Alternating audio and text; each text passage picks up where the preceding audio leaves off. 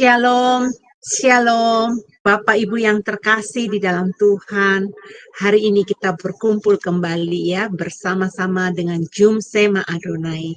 Hari ini kita akan belajar topik yang sangat menarik sekali. Mungkin Bapak Ibu belum pernah mengikuti pelajaran ini ya, tetapi pelajaran hari ini akan mengedukasikan kita ya.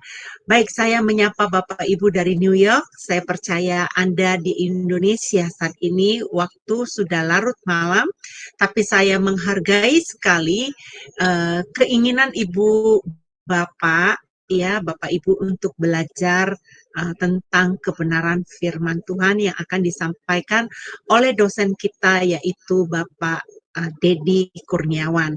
Saat ini Pak Dedi Kurniawan terpental lagi tapi tidak apa-apa, kita akan mulai langsung dengan acara kita ya. Doa akan dipimpin oleh saudara saya Bang Navape dan untuk Bang Navape kita persilakan untuk membawa doa pembukaan. Dipersilakan. Ya. Mari kita satu dalam doa. Suara saya terdengar? Terdengar sekali, jelas. Bapak yang di surga, terima kasih kalau pada malam hari ini di Indonesia dan pagi hari di Amerika, kami bisa berkumpul kembali untuk mendengarkan suara-Mu, mengetahui isi hati-Mu, agar kami menghadapi hari-hari yang semakin jahat ini, bisa bertambah kuat dan setia sampai pada akhirnya.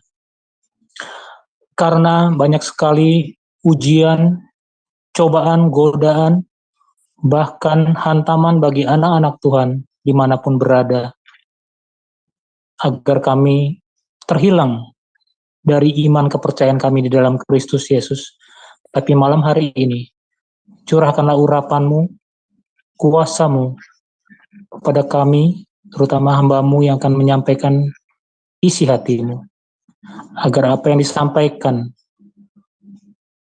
sesuai dengan apa yang Kau inginkan, agar kami semakin kuat dan bertahan dan terbebas dari jeratan ikatan dan juga penyimpangan-penyimpangan seksual. Terima kasih Bapa. Segala sesuatu yang kami pergunakan, baik alat-alat elektroniknya dan juga bahkan udara di sekitar kami, kami sepakat menutup bungkusnya dengan kuasa darah Yesus. Karena dengan kuasa darah Yesus, di situ ada damai, sejahtera, sukacita, kelepasan, dan di mana ada kuasa darah Yesus, kuasa setan iblis manapun tidak bisa tembus perlindungan darah Yesus. Terima kasih Bapa. Kami serahkan sharing meeting kami hari ini di dalam tangan-Mu. Di dalam nama Yesus Kristus, nama yang penuh dengan kuasa dan mujizat, kami berdoa. Amin.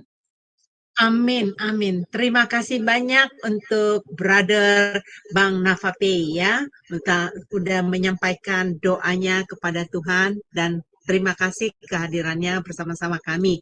Baik Bapak Ibu, bagi saudara-saudara yang baru pertama sekali mengetahui pengajaran dari Pendeta Dedi Kurniawan, saya akan men-sharekan profilnya supaya Bapak Ibu bisa mengetahui siapakah dia ya. Sebentar, ini saya akan sharekan ya.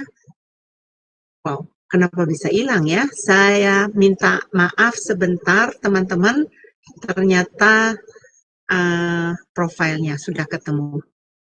Ya, ini dia profil yang akan saya tampilkan.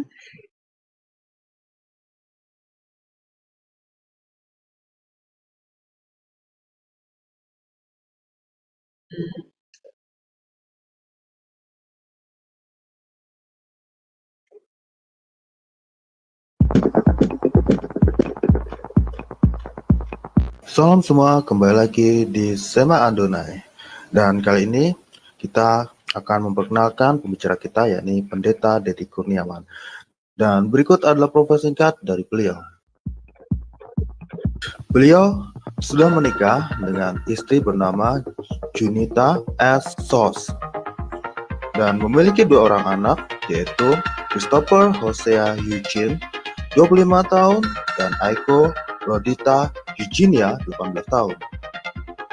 Pendidikan S1 Fakultas Ekonomi Manajemen UPRIDA pada tahun 1996, S2 Magister of Art STT Battle Luwe pada tahun 2013, S2 Magister Teologi STT Battle Luwe pada tahun 2015, S2 Magister Pendidikan pada tahun 2017 di Institut Kristen Borneo Balikpapan, S3 Teologia pada tahun 2018, Institut Kristen Borneo Balikpapan, Bethel Biblical Counseling Academy pada tahun 2022. Pelayanan Ketua Cahaya Kasih Ministry Wakil Gembala GBI Persatuan BSD pada tahun 2020. Mentor Gembala-Gembala Cabang pada tahun 2021 hingga sekarang.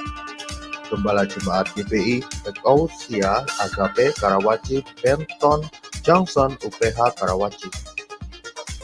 Pekerjaan Beliau bekerja sebagai dosen tetap di Institut Kristen Borneo Balikpapan. Beliau juga menjadi dosen tamu di STT Batam dan juga dosen tamu di STT Labs Bekasi, serta menjadi pengajar di Cahaya Kasih Ministry. Recordings. Ya, maaf saya terlambat untuk menghentikannya ya. Baik Bapak Ibu sudah mendengarkan tadi siapa Pak Dedi Kurniawan ya. Dia adalah dosen yang mengajar mengenai pelajaran-pelajaran penting konseling di STT ya.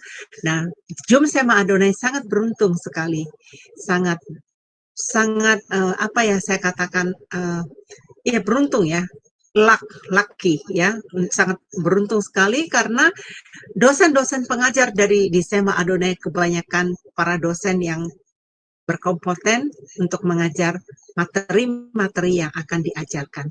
Baik, untuk tidak berlambat-lambat lagi, saya meminta kepada Pak Dedi Kurniawan sebagai dosen kami pada malam hari ini untuk menyampaikan pelajaran mengenai penyimpangan perilaku seksual. Dipersilakan Pak. Oke, di-unmute. Berarti Bapak tadi terpental lagi ya? Oke Pak, ya. Mungkin Iya, dikasih betul, co-host betul, Adik. lagi ya. Iya, dikasih co-host Ya. lagi. Sinyal Bapak kurang stabil ya Pak? Terpental terus. Tadi kebetulan laptopnya kesenggol itu untuk baterainya, jadi tadi agak keputus. Oke, Jadi mudah-mudahan tuan Iya, rumah iya. Pak Frans bisa memberikan Bapak co-host Iya. kembali. Iya. Tuan rumahnya kemana nih? Pak Frans?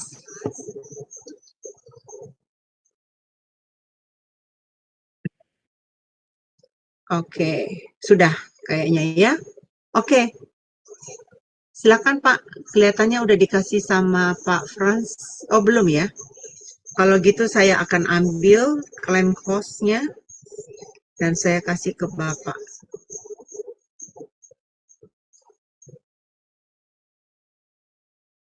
Maaf ya teman-teman yang terkasih di dalam Tuhan. Pak Dedi dari tadi ada masalah terus dia. Udah Pak, saya sudah berikan ini. Iya, baik Bu. Terima kasih Bu Heni. Ya, sama-sama.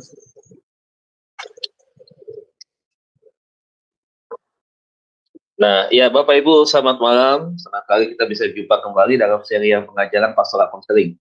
Malam hari ini kita akan membahas tentang satu topik yang sangat menarik sekali, yaitu berkaitan dengan penyimpangan perilaku seksual.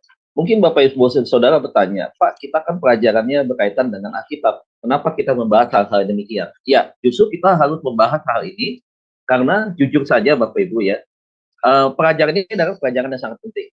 Kenapa? Karena berkaitan dengan kasus-kasus yang terjadi, konflik-konflik dalam rumah tangga, sampai tingkat perceraian, itu terjadi karena salah satunya terjadi penyimpangan-penyimpangan di dalam hubungan seksual. Dan penyimpangan-penyimpangan itu adalah penyimpangan-penyimpangan yang bukan hal yang wajar ya, yang terjadi di dalam pernikahan begitu. Nah, penyimpangan-penyimpangan ini tentunya kalau kita lihat dari sisi firman Tuhan, jelas adalah penyimpangan yang melanggar kekudusan, yang bertolak belakang dengan firman Tuhan. Dan inilah yang Alkitab katakan bahwa setiap kita anak-anak Tuhan harus menghindari apa yang disebut dengan dosa perzinahan, dosa pencabulan, saudara. Nah, oleh sebab itu makanya kita perlu belajar tentang hal ini ya. Nah, makanya di dalam pelayanan pastoral konseling nanti dari pelajaran ini kita bisa mengerti, memahami, dan setidaknya kita bisa mengenal ciri-ciri daripada mereka yang memiliki gangguan penyimpangan, sekaligus ciri maupun istilahnya ya saudara. Nah baik, kita akan masuk di dalam penjelasan ya. Penyimpangan perilaku seksual disebut dengan parafia ya. Nah parafia ini adalah dorongan hasrat keinginan seksual yang mendalam, ketertarikan kepada objek ya tertentu, kemudian berhubungan dengan hal-hal yang bersifat rangsangan daripada pola perilaku yang normal atau di atas yang normal, jadi yang di bawah yang tidak normal begitu ya, yang tidak benar atau tidak baik begitu. Nah, dikatakan bila parafia menimbulkan risiko bahaya pada individu atau orang lain, makanya disebut dengan parafia disorder atau biasa dikenal dengan gangguan parafia atau dalam bahasa istilah psikologinya disebut dengan paraphilic disorder ya. Nah, penderita gangguan ini seringkali menyembunyikan kelainannya dan memiliki masalah kesehatan seperti infeksi menular seksual, kemudian keuangan, norma sosial, dan juga hukum.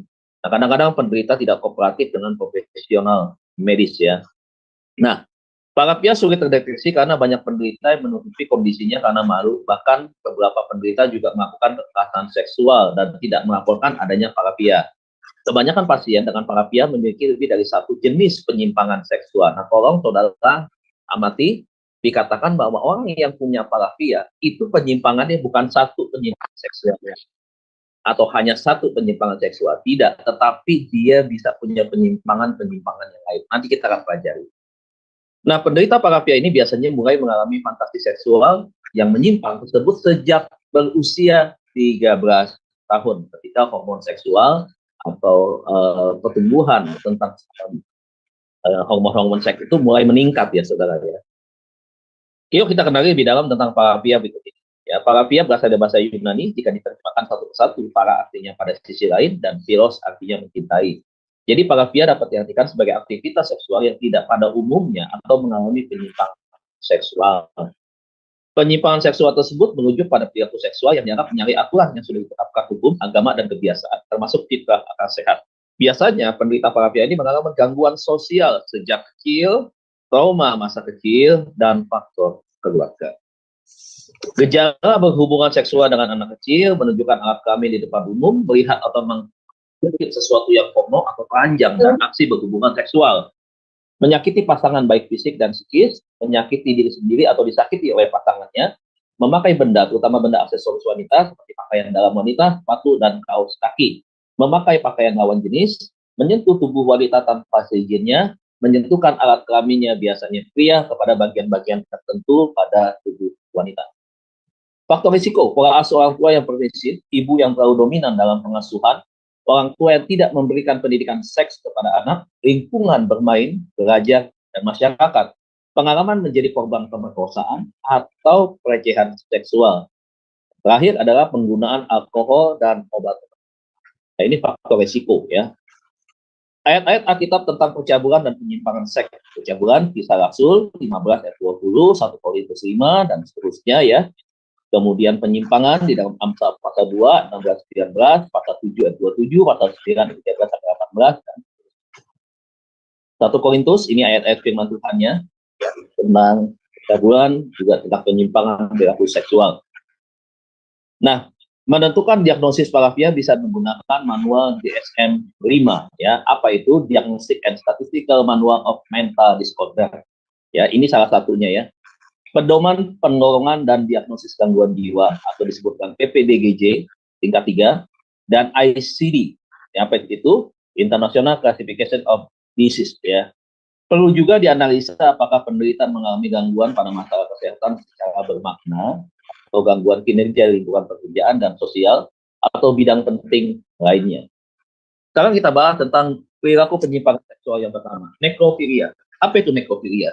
Nekrofilia itu adalah gangguan penyimpangan seksual di mana pelakunya adalah orang yang memiliki hasrat seksual yang begitu tinggi, dan bentuk pelampiasannya atau penyaluran hasrat seksualnya itu dilakukan kepada mayat yang sudah meninggal, ya, tentunya kepada mayat-mayat wanita, ya. Jadi perilaku ini adalah perilaku yang memang orang tidak bisa deteksi karena kehidupan biasa dia normal sebenarnya. Tetapi saudaraku, dia punya penyimpangan perilaku dalam hubungan seksualnya dia itu adalah kepada mayat, ya. Jadi kalau kita lihat ada beberapa kasus, ya, beberapa waktu terjadi, biasanya mereka ini mendapatkan informasi itu dari mana? Biasanya mendapatkan informasi itu lewat biasanya lewat tukang penggali kubur, ya, makam. Mereka bisa dapatkan itu. Nah, biasanya ketika mereka mau melakukan itu, kalau untuk dari kasus yang ada, kalau untuk wanita-wanita yang meninggalnya karena sakit, ya, bukan karena kecelakaan, ya, itu biasanya yang dimana itu menjadi target daripada si nekrofilia ini, ya. Jadi dia melakukan aksinya kepada wanita-wanita yang dia tahu, dia tanya, dicari identitas terlebih dahulu. Misalkan wanitanya masih muda, kemudian karena sakit dan seterusnya.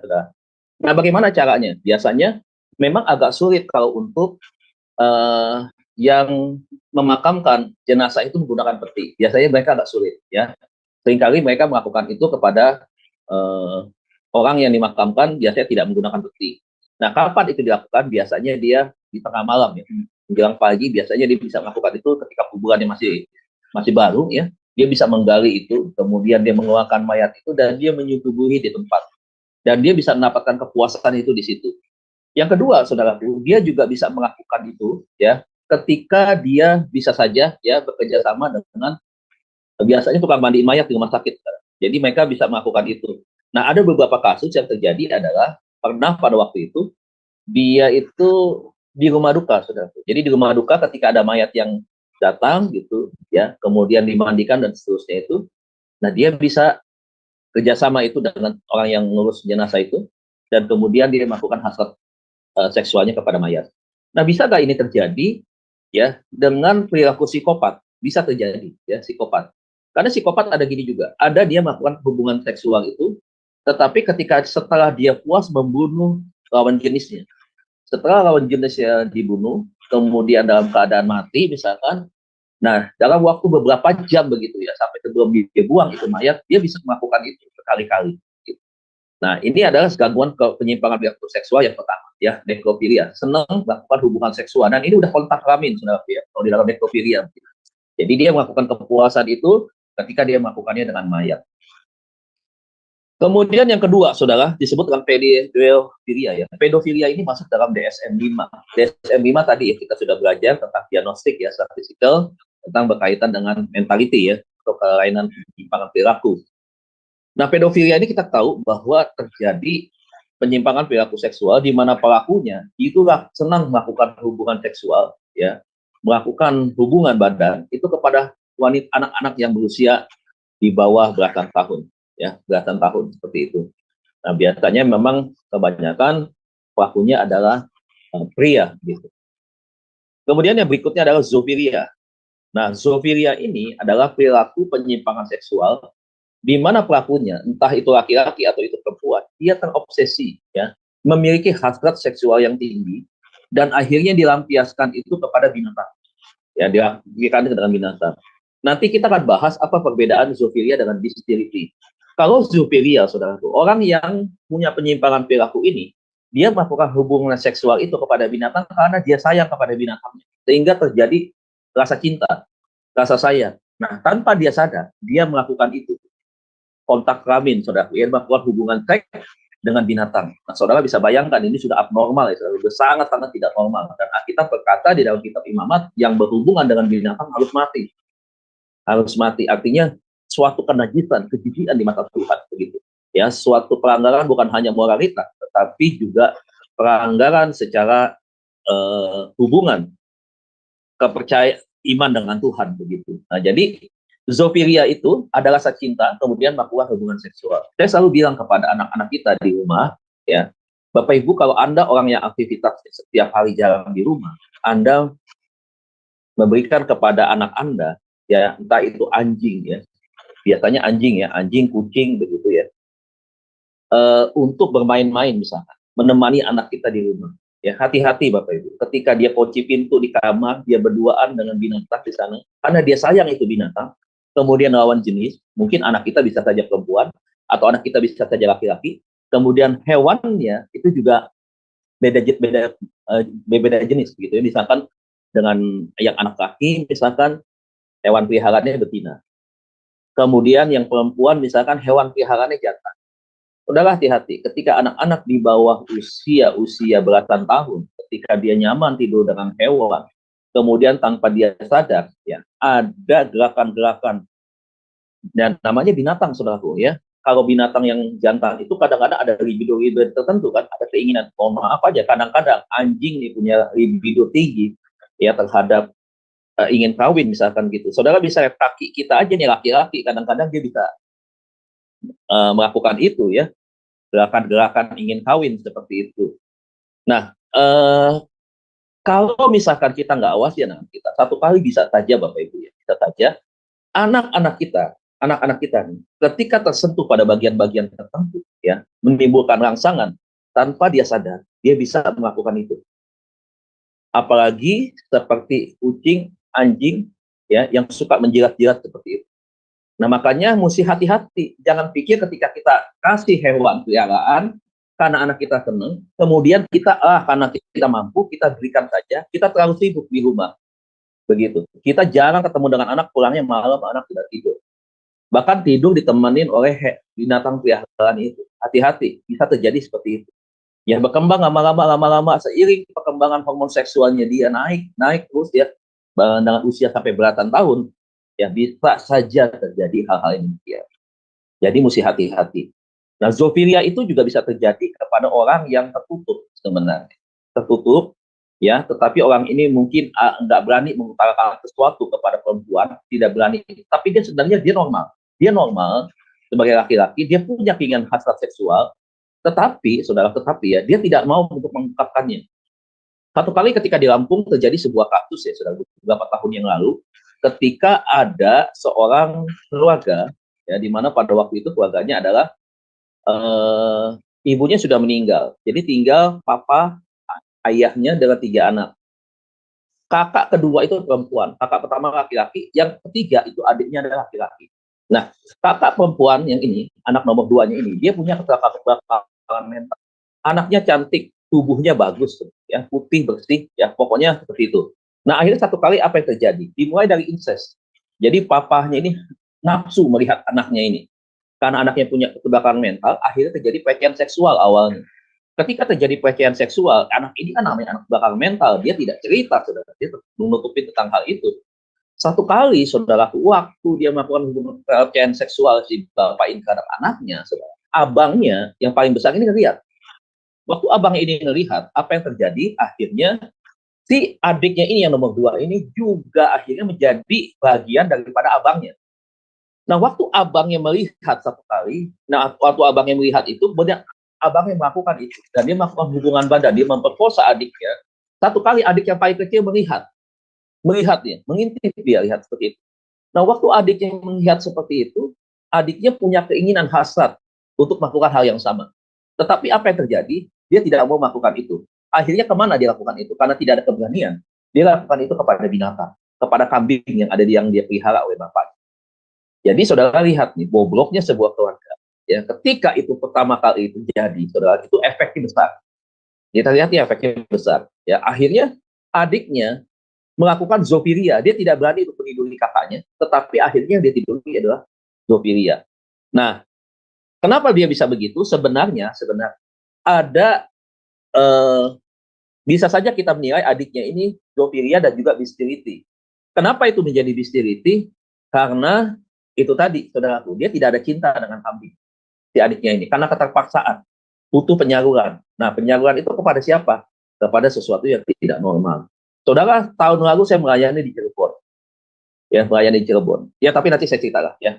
Melayani, ada anak muda bicara dengan saya. Oke, yang berikutnya adalah voyeurisme. Apa ini voyeurisme? Voyeurisme adalah penyimpangan perilaku seksual, masuk di dalam DSM-5 kategorinya. Nah, itu adalah kebiasaan seseorang, khususnya kebanyakan laki-laki ini, kebiasaan untuk mengintip, saudara. Kebiasaan untuk mengintip. Nah, voyeurisme ini, saudaraku, itu punya penyimpangan-penyimpangan yang begitu banyak. Biasanya ada yang suka mengintip orang yang berhubungan badan, ada yang suka mengintip orang yang berganti pakaian, ada yang suka mengintip wanita yang mandi, saudaraku. Ya, dan sekarang muncul lagi dengan parsialnya. Jadi voyeurisme plus parsialnya, apa itu? Jadi setiap orang yang melakukan hubungan badan dan yang mandi, sudah itu direkam menggunakan itu handphone, ya, media-media video, ya, itu direkam seperti itu. Nah, voyeurisme ini banyak sekali terjadi. Voyeurisme sekarang ini sudah masuk ke masyarakat lewat umum, ya. Lewat apa? Toilet-toilet umum, saudara. Pertama kali terjadi di Jepang, ya. Jepang masyarakatnya banyak sekali yang menderita penyimpangan perilaku seksual. Mereka itu bisa melakukan itu dengan cara apa? Dengan cara ke toilet-toilet wanita. Mereka pasang kamera, kamera disebut dengan voyeur, judulnya sudah apa kamera, ya, namanya spy cam kamera, ya, tidak tahu. Nah, ini kan mesti hati-hati toilet umum, ya, saudara. Nah, mereka taruh itu, kemudian mereka rekam. Sekarang itu bisa dipakai jarak jauh. Jadi itu on terus kameranya, dari HP itu bisa dikendalikan. Jadi ini mesti hati-hati nih, ya. Nah, itu voyeurisme yang seringkali terjadi. Senang sekali untuk mengintip. Nah, kemudian voyeurisme juga bukan hanya mengintip wanita yang dalam keadaan tanpa busana, misalkan, ya, sedang mandi atau ganti pakaian di ruang-ruang ganti pakaian, ruang kolam renang. Jadi ke kolam renang belum lama, ya, ketika terjadi di Ancol. Kemudian juga adalah yang disebut dengan pengambilan gambar, ya, kepada perempuan-perempuan yang menggunakan rok mini, ya, divideokan begitu. Ada yang bentuk video, ada yang bentuk foto. Nah, itu masuk di dalam voyeurisme. Jadi gangguan penyimpangan perilaku seksual yang tidak wajar dengan cara seperti itu. Yang repotnya lagi, saudaraku, yang paling parah voyeurisme itu, ini banyak sekali tingkatannya nih. Jabarannya banyak sekali nih, Bapak Ibu. Yang saya terangkan ini nggak mungkin cukup di dalam waktu 1 jam, ya, tentang voyeurisme. Penyebabnya apa, dampaknya apa, begitu. Nah, voyeurisme ini yang sudah hari terjadi adalah yang paling parah adalah dia, mohon maaf, saudaraku, ya. Kalau yang sudah parah, dia paling senang sekali itu, ya. Ini mohon maaf, ya. Mereka panggil pria lain yang ada di luar untuk berhubungan badan dengan istrinya. Istrinya dijadikan objek. Kemudian dia senang untuk menonton, dia mengintip, saudara. Saudara bisa bayangkan penyimpangan perilaku yang betul-betul amat menjijikkan. Ya. Bayangkan, saudaraku, istrinya saja bisa jadikan sebuah objek. Disuruh dengan berhubungan dengan orang lain, dia bayar orang lain, dan dia videokan, dan dia tonton, dia intip. Mengerikan sekali, saudara. Ya. Jadi kalau kita masuk ke dalam dunia pornografi hari-hari ini, pornografi tidak hanya bicara soal film, laki-laki dan perempuan saja. Tetapi sekarang di dalam pornografi terjadi sekali banyak hal-hal seksual yang begitu menyimpang, dan itu banyak sekali peminatnya, Bapak Ibu. Jadi sangat mengerikan sekali, ya, dalam hal ini. Nah, voyeurisme kenapa bisa terjadi? Salah satunya kadang-kadang kalau kita punya anak laki-laki, Bapak Ibu, ya, tolong, ya, kalau mamahnya ganti pakaian atau mandi begitu, ya, tolong anak dijauhkan. Memang jangan berpikir anak masih kecil, usia 4 tahun, 3 tahun. Apa yang dia lihat itu menimbulkan rasa penasaran dia terbaru. Apa yang dia lihat itu bisa terekam di dalam alam bawah sadar dia. Hati-hati dengan alam bawah sadar. Ketika satu kali dia melihat momen itu, ada ketertarikan pada diri dia ingin cari tahu. Zaman sekarang mau cari tahu gampang sekali di internet, di handphone yang kita pegang gampang sekali, Bapak Ibu. Jadi kita mesti hati-hati sekarang. Kadang-kadang juga anak sama pembantu. Kadang-kadang pembantu nggak mau repot, kadang-kadang bisa mandi sama pembantu. Pembantunya perempuan, anaknya laki-laki misalnya. Atau dibiarkan anaknya laki-laki dengan cicitnya mandi bersamaan seperti itu. Saudara, apa yang dia lihat? Karena sesuatu yang berbeda begitu. Nah, ini bisa menjadi sesuatu hal yang dia senang begitu. Nah, satu kali akhirnya terjadi penyimpangan perilaku yang seperti itu. Bisa terjadi begitu. Termasuk juga, mohon maaf, ya. Makanya kenapa orang tua, mama dan papa harus tidur walaupun anak masih kecil, sebaiknya di kamar sendiri, jangan digabung. Begitu. Sebab kalau sampai, ya, aktivitas rutin hubungan suami istri terlihat oleh anak, terendus dan terintip oleh anak, ya, ini nanti akan berbahaya secara kejiwaan ini anak. Makanya jangan anggap sepele, Bapak Ibu. Jangan anggap sepele. Jangan hal-hal yang sepele ini kita biasakan, tetapi itu akhirnya menjadi dosa yang sangat menjijikkan di mata Tuhan. Ya, nah ini yang harus kita tahu tentang voyeurisme. Jadi kebiasaan-kebiasaan voyeurisme ini baik yang jadi, ya, suka ngintipin dari bawah rok, ya, wanita, ya, anak sekolah itu lewat handphone, bahkan juga di tali sepatu ada kamera kecil itu. ya pakai kabel, kemudian dia taruh di bawah sepatu, kaki masuk lewat bawah. Nah, itu bisa terjadi. Bapak Ibu, mohon maaf ya kalau mungkin agak bahasanya mungkin bahasa yang sedikit memang berkaitan dengan hal-hal yang seperti ini begitu. Nah, saya berusaha untuk tidak menggunakan bahasa-bahasa yang agak sedikit lebih lembut, tetapi memang kadang-kadang agak susah juga karena memang ya inilah berkaitan dengan penyimpangan seksual, hal-hal yang bersifat dengan masalah seks. Jadi memang hal-hal ini yang memang harus saya sampaikan. Tentunya juga walaupun ada beberapa hal yang saya arahkan, tetapi juga bahasanya mungkin dan pengertiannya memiliki hal yang sedikit mungkin kurang nyaman begitu ya. Kemudian yang berikutnya ada exhibitionis ya, DSM-5 ya. Apa itu exhibitionis? Biasanya gangguan penyimpangan perilaku seksual di mana pelakunya senang memamerkan, mempertunjukkan alat vitalnya. Dan mereka tidak pikir panjang, Bapak Ibu. Nah, kan kita belajar gangguan kepribadian kan. Di gangguan kepribadian itu mereka bertindak dulu baru mikir. Beda dengan kita yang normal. Kita berpikir dulu, kita baru bertindak. Yang tidak normal, pikiran nanti dulu, actionnya dulu, resiko belakangan, begitu. Nah, exhibitionis juga begitu. Mereka menunjukkan ya bagian-bagian alat kelamin mereka di depan umum. Biasanya ada laki-laki kepada perempuan. Nah, ini sering terjadi ya ketika ada di taman, di tempat-tempat yang sepi, gitu. Mereka menunjukkan seperti itu. Dan si pelaku itu merasakan kepuasan seksual yang tinggi ketika dia bisa memperlihatkan itu kepada lawan jenisnya. Tentu saja, saudaraku, di satu pihak si korban, si wanita, ini akan mengalami tekanan psikologis yang tidak ringan tentunya, yang cukup berat ya, akan menimbulkan ketakutan begitu. Mungkin juga menuju kepada trauma itu akibat peristiwa yang seperti itu. Nah, ini terjadi ya, di salah satu contoh ya di sebagian ada masuk berita ya. Sebenarnya beberapa ini ada banyak cerita, tapi kebetulan saja saudaraku saya masukkan ya beberapa hal yang memang saya sudah ada datanya begitu. Nah, exhibitionism ini bisa terjadi karena apa? Saudara? Ya karena itu tadi ya penyimpangan perilaku seksual yang dia anggap ketika dia bisa memperlihatkan itu menjadi ketenangan buat dia. Nah, banyak sekarang hari-hari ini ya saudaraku ya, pelaku penyimpangan eksibisionis ini itu bukan hanya laki-laki, tetapi juga perempuan, saudaraku. Ya, kalau saudara lihat ada peristiwa di satu kali, saudara, ada yang namanya handuk merah ya, handuk merah atau handuk apa, perempuan merekam itu, kemudian dia panggil sopir driver ya, driver ojek kalau nggak salah, kemudian disuruh antar barangnya masuk ke dalam kamar, kemudian dia lepas handuknya, saudara. Kemudian dia senang sekali pada waktu itu. Dia, itu ketakutan si perojolnya. Senang sekali. Nah, kalau udah seperti ini, saudara, ya ini adalah bentuk penyimpangan menyimpang begitu. Entah laki-laki, sekarang perempuan juga mengidap hal seperti itu, saudaraku. Nah, anak kecil juga hati-hati, saudaraku ya. Hati-hati kalau misalkan dia buang air kecil, ajarkan dia untuk di tempatnya dengan baik. Jangan di depan umum, di pinggir jalan. Memang masih kecil, saudaraku. Tetapi ketika dia atau obsesi sesuatu, misalkan ketika dia buang air kecil di jalan begitu, misalkan dia melihat wanita ya lawan jenis begitu ya, kemudian dia merasa ketika dia bisa memperlihatkan itu, kemudian dia merasa senang, dia tidak merasa malu di sana. Hati-hati Bapak Ibu ya, nanti akan menyebabkan satu kali ketika dia besar dia akan memiliki gangguan perilaku penyimpangan seksual dengan eksibisionis ini. Jadi mesti hati-hati juga di dalam hal yang kecil, kita harus lebih banyak kita berpikir sekarang ya untuk jangan ceroboh di dalam bertindak.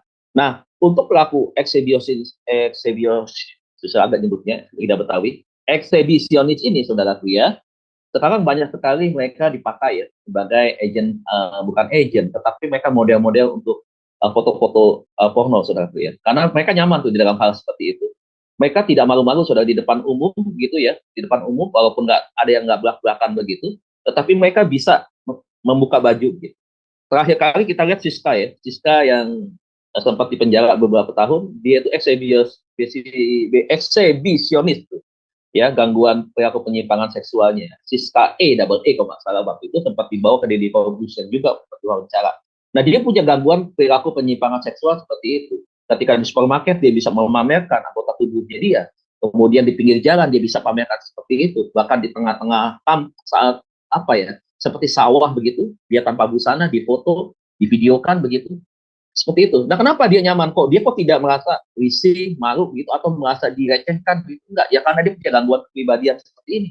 Karena dia punya gangguan perilaku penyimpangan seksual, makanya bisa dijadikan objek untuk mendapatkan uang begitu. Dia bisa mencari uang dengan cara yang seperti itu. Kalau saudara lihat ya dunia kita sekarang hari-hari ini, ya ada yang hal yang seperti ini yang sangat mengkhawatirkan gitu. Oke, itu. Kemudian yang berikutnya ya. Nah, disebut dengan SS atau sadisme sexuality, DSM-5. Saudara bisa bayangkan nggak kalau ini suami istri terjadi di dalam pernikahan Kristen? Ada nggak yang begini? Ada, Bapak Ibu, ada. Jangan dipikir ketika ada di gereja, semua orang tuh nggak punya penyimpangan perilaku. Ada saja, walaupun presentasinya mungkin tidak banyak, tidak besar, tetapi mereka punya penyimpangan perilaku. Begitu. Makanya kenapa hal ini penting kita pelajari. Doktrin bagus kita belajar. Mengajarkan tentang hal-hal yang lain sangat bagus. Tapi jangan dilupakan, selalu saya tekankan. Pastoral counseling itu adalah pelayanan untuk penyembuhan. Bagaimana jemaat bisa bertumbuh, gereja semakin besar, punya kualitas, kalau pelayanan konseling tidak dimaksimalkan. Sadisme seksualis ini adalah bagaimana ketika mau melakukan hubungan seksual, ya salah satu pasangan itu dia punya kelainan seperti itu, senang untuk melakukan penyiksaan, begitu ya, penyiksaan.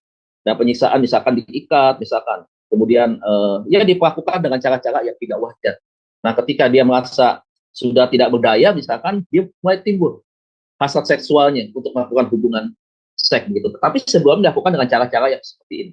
Kalau pelakunya perempuan kepada laki-laki kepada perempuan, apa yang terjadi saudara? Ya, nah itu kan sangat-sangat menderita ya si perempuan begitu. Nah sebenarnya kalau ini dua-duanya punya pelaku penyimpangan seksual seperti itu, ya aman-aman saja. Tetapi kalau salah satunya saudara dia tidak punya penyimpangan yang seperti ini, kan akan tertekan terus, akan merasa menjadi korban begitu. Nah nggak tahan kan dilakukan seperti ini. Nah, itu bisa menyebabkan kehancuran dalam sebuah rumah tangga, ya. Jadi, ini hati-hati ya. Misalkan orang sebelum melakukan hubungan seksual yang punya pelaku ini, dia bisa menjamak ya rambut daripada si pasangannya, kemudian mengikat, melakukan hal-hal yang tidak pantas begitu. Itu masuk di dalam seksual sadisme, ya.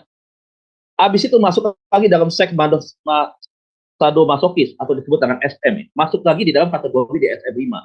DSM-5 ini adalah penyimpangan perilaku seksual di mana pasangannya menyiksa pasangannya dengan menyakiti sampai luka dulu. Misalkan kalau laki-lakinya dipukuli dulu, dipecut, saudara sampai berdarah, ya sampai giginya patah misalkan, atau sampai bengkak misalkan matanya. Setelah merasa dia tidak berdaya begitu, ada keinginan untuk melakukan hubungan seksual. Ya ini SM ya, banyak seperti itu. Dan sekarang ini yang lebih mengerikan adalah untuk alat-alat penyiksaan model-model borgol, rantai, cambuk, ya kemudian apalagi ya begitu banyak, itu dijual saudara, itu dijual, mudah didapatkan. Makanya ini sangat mengerikan sekali yang model-model yang kayak begini. Nah bisa dibayangkan bagaimana ini di hadapan Tuhan harus mempertanggungjawabkan secara etika, secara moral, secara norma dan nilai yang terjadi di dalam masyarakat. Dalam hal ini juga berkaitan dengan etika Kristen kan, dengan etika di masyarakat juga bukan etika Kristen juga berlaku hal-hal demikian. Nah, inilah bagian daripada pastoral counseling. Saya yakin Bapak Ibu ya, pelaku penyimpangan-penyimpangan seksual ini mereka bisa ditangani. Nah, bagaimana cara penanganannya? Tentunya pastoral counseling adalah yang obat yang paling mujarab saudara untuk melepaskan mereka dari ikatan-ikatan yang seperti ini. Saya nggak perdalam lagi tentang SM. Kemudian disebut dengan voyeurisme, masuk lagi di dalam DSM-5. Voyeurisme itu adalah kelainan penyimpangan perilaku seksual di mana pelakunya senang menggesek-gesekkan alat kelaminnya kepada wanita, saudara. Dan ini biasanya terjadi baik itu di dalam kereta, di dalam bis, saudara. Ini di tengah-tengah keramaian yang terjadi. Ya, biasanya mereka itu juga penampilannya rapi, ganteng, seperti orang kantoran. Bahkan ada orang kantoran juga, saudara, yang sengaja memang mereka senang untuk menggunakan alat-alat transportasi yang sifatnya padat. Makanya kalau di Jakarta, saudara, di KRL, komuter lain ya, itu kan ada gerbong khusus buat wanita, walaupun sedikit sekali yang masuk ke sana. Kembali lagi aja, laki-laki dan perempuan akhirnya dicampur jadi satu gerbong. Kemudian kita lihat pada jam-jam sibuk, pagi hari maupun sore ya, pulang kerja. Itulah di sana mereka beraksi. Beberapa kali terjadi di busway. Nah, biasanya dia melakukan itu ya. Dia melakukan kepuasan, melakukan kontak seksnya itu ketika dia itu tadi. Ya, menggesek-gesekkan alat kelaminnya pada bagian-bagian tertentu. Biasanya pada bagian, pada bagian bokong daripada wanita. Biasa seperti itu. Nah, dulu pernah kejadian juga begitu ya. Saya punya adik ipar pun begitu. Pada waktu masih di sekolah SMA, dia pulang itu, mohon maaf saudara, dia nggak tahu di roknya dia apa itu, banyak bercak-bercak seperti itu. Ternyata dia baru sadar waktu dia naik dari Seripi, saudara, ya waktu dia dari Petamburan, kemudian ada yang naik dari Seripi sampai Ciputat, itu ternyata adalah orang yang punya gangguan penyimpangan perilaku seksual yang disebut dengan proterisme, ya seperti itu. Nah, saudara kita bisa melihat nih kurang lebih gambarannya daripada penyimpangan perilaku seksual seperti ini ya Bapak Ibu ya. Dan kita belum membahas secara lebih mendalam khusus penyimpangan perilaku. Tetapi ini gambarannya kurang lebih ya. Kemudian transvestitisme, yaitu masuk dalam DS5 juga, adalah laki-laki atau kebaliknya perempuan yang senang menggunakan aksesoris perempuan, penampilan seperti perempuan, padahal dia adalah laki-laki, begitu ya. Dia senang sekali, gitu. Dia menggunakan aksesoris yang sama dengan tokoh idolanya, misalkan. Dia menggunakan anting yang dia punya mungkin lebih daripada satu, dan dia senang memamerkannya di depan umum, begitu. Nah, ini transvestitisme, ya. Nah, bestiality ini apa? Bestiality itu adalah kontak hubungan seksual, ya, di mana pelakunya melakukan hubungan seksual, ya, dan menjadikan hewan, ya, itu hanya sebagai alat pelampiasan nafsunya. Saya lupa menampilkan yang namanya orang hutan yang namanya poni. Saudara bisa buka di Google, orang hutan namanya poni pernah dijadikan sebagai seperti wanita penghibur, saudara, ya, di Kalimantan nih. Orang hutan, ya, orang hutan betina. Kulit bulunya digundulin semua, digunting semua, dibikin halus semuanya sampai itu tadi, ya, dijadikan objek hawa nafsu seksual dan sama dibayar dan terima uang, saudara. Jadi ada mengeksploitasinya begitu. Dan saudara saya mikir, aduh betapa menjijikannya ya. Itu yang datang, yang memakai jasa dia itu juga orang yang nggak normal, saudara. Mengerikan sekali, ini lebih parah daripada Sodom dan Gomora. Kita hanya terfokus kepada LGBT sebenarnya hari ini. Walaupun LGBT masuk di dalam penyimpangan perilaku seksual. Tetapi saudaraku ini lebih sangat-sangat menjijikan sekali. Jadi bestiality ini dia mendapatkan kepuasan seksual ya dengan cara berhubungan kontak fisik dengan hewan ya. Kemudian setelah itu sudah selesai. Tidak ada rasa cinta, itu bestiality. Kalau zoofilia itu ada rasa cinta gitu. Ada rasa cinta. Nah, jangan juga kita mencurigai ada orang yang tidak menikah tetapi pelihara hewan banyak, itu juga tidak baik. Nggak boleh, saudara. Ya, kita mencurigai seperti itu. Tetapi kita juga perlu waspada. Hati-hati, kecintaan yang berlebihan, ketika orang normal punya hasrat seksual, ya akhirnya tidak ada pasangan yang sesama, misalkan begitu, yang memang Tuhan izinkan, misalkan di dalam hubungan pernikahan yang jelas, begitu, akhirnya bisa melakukan hasratnya kepada bentuk-bentuk penyimpangan kepada yang tidak lazim, begitu. Nah, saya ketika di Cirebon, ada seorang anak muda ketika saya mengajar tentang bentuk-bentuk penyimpangan perilaku seksual sebenarnya, tiba-tiba ada yang datang kepada saya tanpa malu-malu. Saya salut banget dengan itu anak. Dan dia cerita, saudara. Dia cerita kepada saya bahwa, Pak, saya Bapak tunjuk. Yang tadi Bapak jelaskan, dia bilang gitu. Dia mesti cerita sama saya. Nah, dia punya penyimpangannya seperti itu. Dengan cara apa? Dia beli ayam, Pak, Bu. Jadi melalui ayam. Jadi kalau ayamnya sudah sampai mati, gitu mati lemas, akhirnya dia potong ayamnya dia masak. Jadi dia beli ayam sekitar 40.000, 50.000 begitu ya. Kalau hasrat seksualnya dia memuncak, ya dilakukan dengan cara itu. Ya. Jadi yang selama ini kan kita hanya berpikir penyimpangan seks itu kan, hasrat seks itu kan biasanya lewat masturbasi dan onani begitu kan. Ternyata bukan itu, Bapak Ibu. Bisa juga dilakukan kepada hewan. Ya, bisa dilakukan. Nah, itu tadi masalah yang kita kembali kepada Kalimantan tadi, ya, melakukan yang namanya poni, itu adalah salah satu yang disebut dengan bestiality. Ya, dan pelakunya itu pelaku yang nggak normal juga itu, yang memakai jasa dia. Nah, jadi satu kali saya bicara lagi kembali kepada anak di Cirebon ini, saya bilang, ya kamu, saya sudah bertobat, tapi Pak, saya udah nggak gitu. Ya udah, kita ajak, kita arahkan, kita doakan kelepasan, dan kita ikuti tahapan-tahapan ya di dalam kebiasaan-kebiasaan yang lama itu, supaya memang betul-betul putus ya, diputus, tidak ada lagi ya bibit-bibit yang sisa di dalam dirinya dia. Kalau kita berbicara tentang pohon yang kita potong, akarnya betul-betul harus kita bersihkan, kita cabut, jangan ada akar yang tertinggal, karena itu bisa membangun kembali ya pohon yang baru begitu. Jadi kita bereskan itu semua, kita putuskan. Nah, ini bestiality. Jadi mesti hati-hati ya, hati-hati. Nah, fetitisme ini ada dua. Fetitisme ini adalah gangguan kejiwaan, ya udah masuk gangguan kejiwaan ya, di mana pelakunya senang sekali mengkoleksi dan mengumpulkan dengan cara mencuri ya itu yang berkaitan dengan apa yang dimiliki oleh perempuan. Misalkan sepatu, mohon maaf pakaian dalam, ya satu set pakaian dalam itu ya, kemudian baju bisa diambil, saudara. Nah makanya saudara kita bisa melihat ada kasus-kasus ada pencuri yang mengambil pakaian dalam dari jemuran misalkan begitu. Nah saya seringkali bilang kepada teman-teman semua nih, kalau misalkan di kereta atau di mana kita ketemu orang proteorisme dan fetitisme ini, saudaraku, jangan dah, tolong dah, kalau menurut saya jangan diteriaki, saudara. Takutnya nanti dia ditangkap massa, digebukin sampai mati, saudaraku ya. Kasihan sebenarnya, ya kasihan. Kenapa saya katakan demikian? Bukan berarti saya mendukung. Karena orang ini harus diperbaiki. Orang ini adalah orang yang harus dilayani. Jadi bukan dihakimi dan dibunuh sampai mati. Saudara. Kalau dia dibunuh sampai mati, dia kesempatan dia untuk bertobat.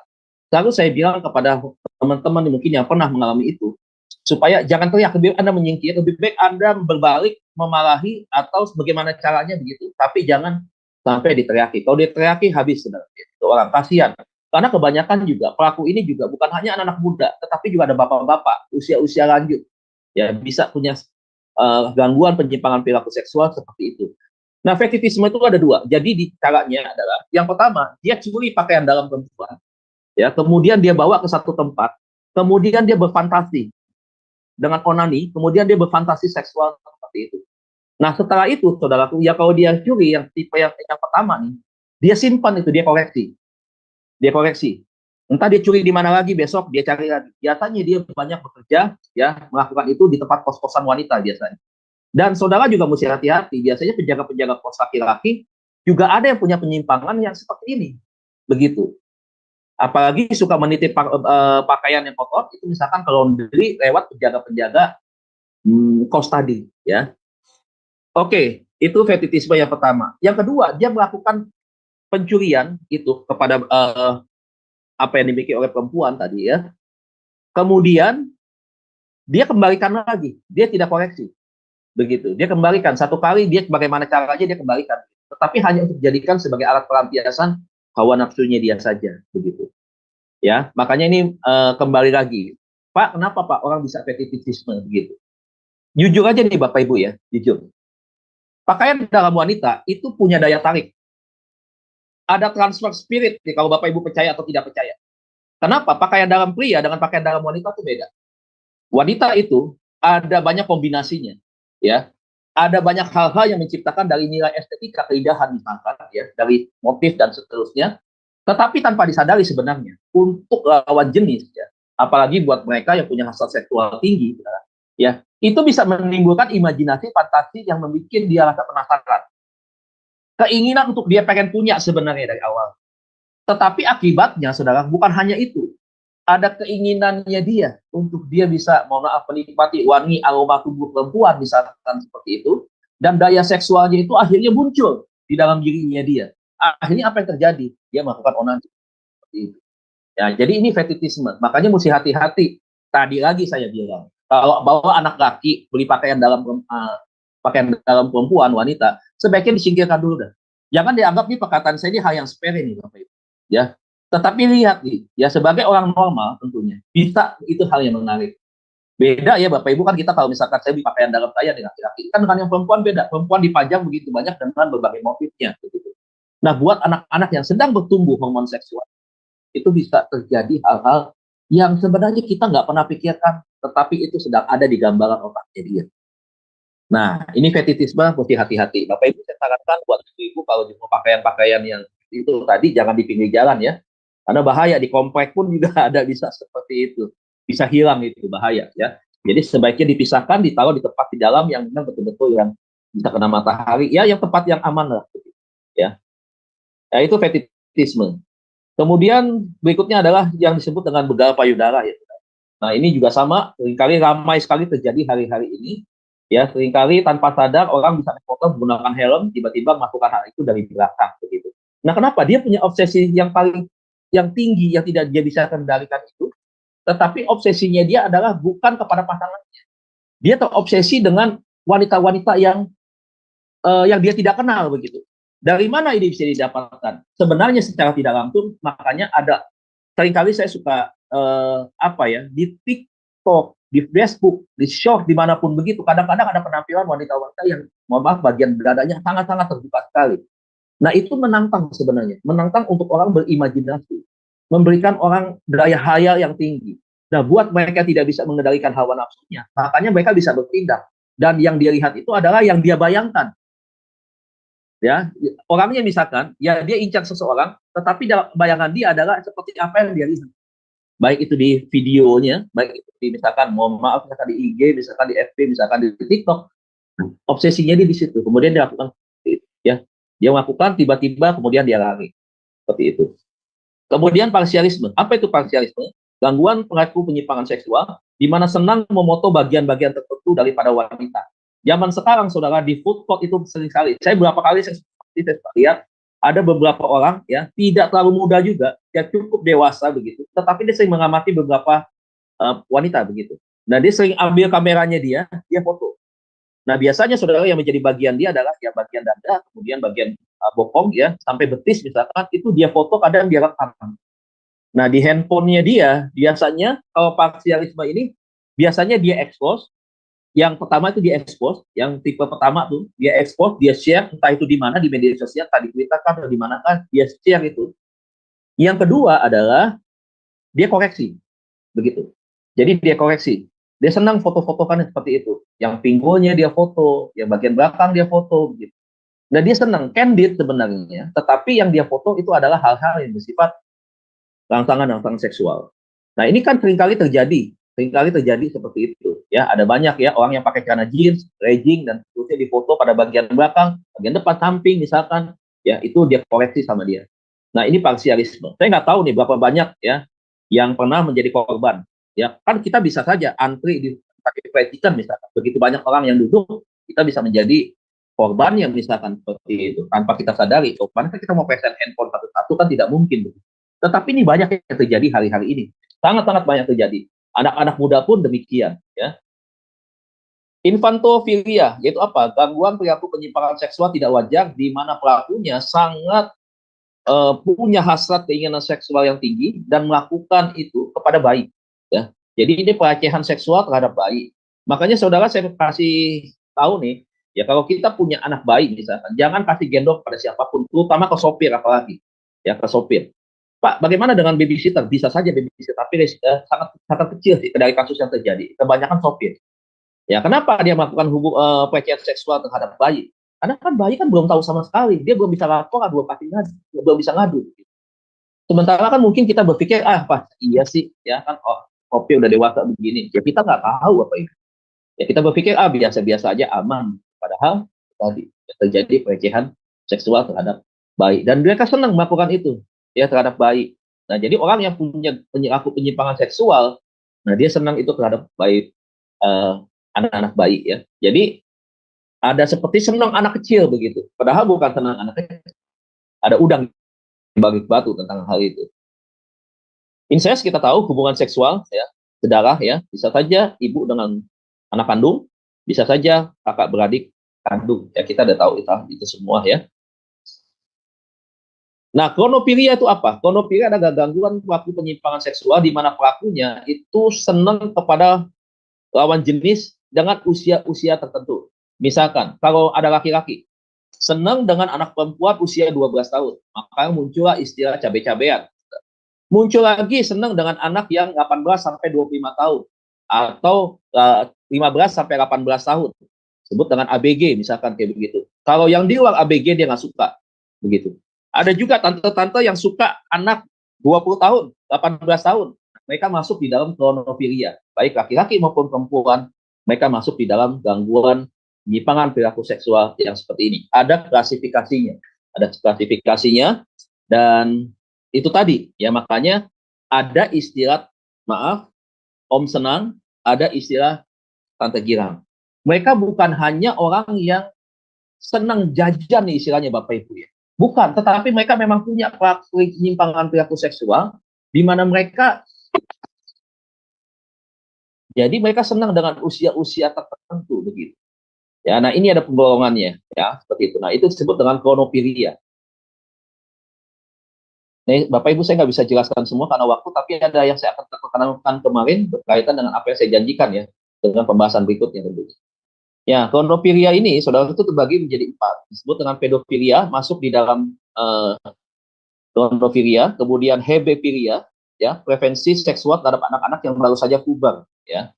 Kemudian epebofilia, prevensi seksual terhadap individual berusia pertengahan hingga akhir masa remaja, umumnya 15 sampai 19 tahun. Epebofilia ini masuk di kategori ABG. Pedofilia anak-anak, ya. Hebefilia ini masuk di dalam anak-anak yang teens, ya, tapi di bawah usia 15 tahun, ya, begitu. Nah, tadi saya bilang, mohon maaf, istilah yang diumum dengan istilahnya disebut dengan cabai-cabean masuk dalam hebefilia, begitu. Nah, kalau masuk dalam telepilia, itu preferensi seksual terhadap individu yang sudah dewasa. Kalau udah dewasa, kita tahu 30 sampai dengan 40 tahun. Atau mungkin sekitar 25 sampai dengan 30, 40 tahun ya, 40 tahun. Nah, gerontofilia, preferensi seksual terhadap orang yang sudah lanjut usia. Nah, ini ya. Nah, ini gerontofilia. Nah, ini yang saya kemarin sampaikan.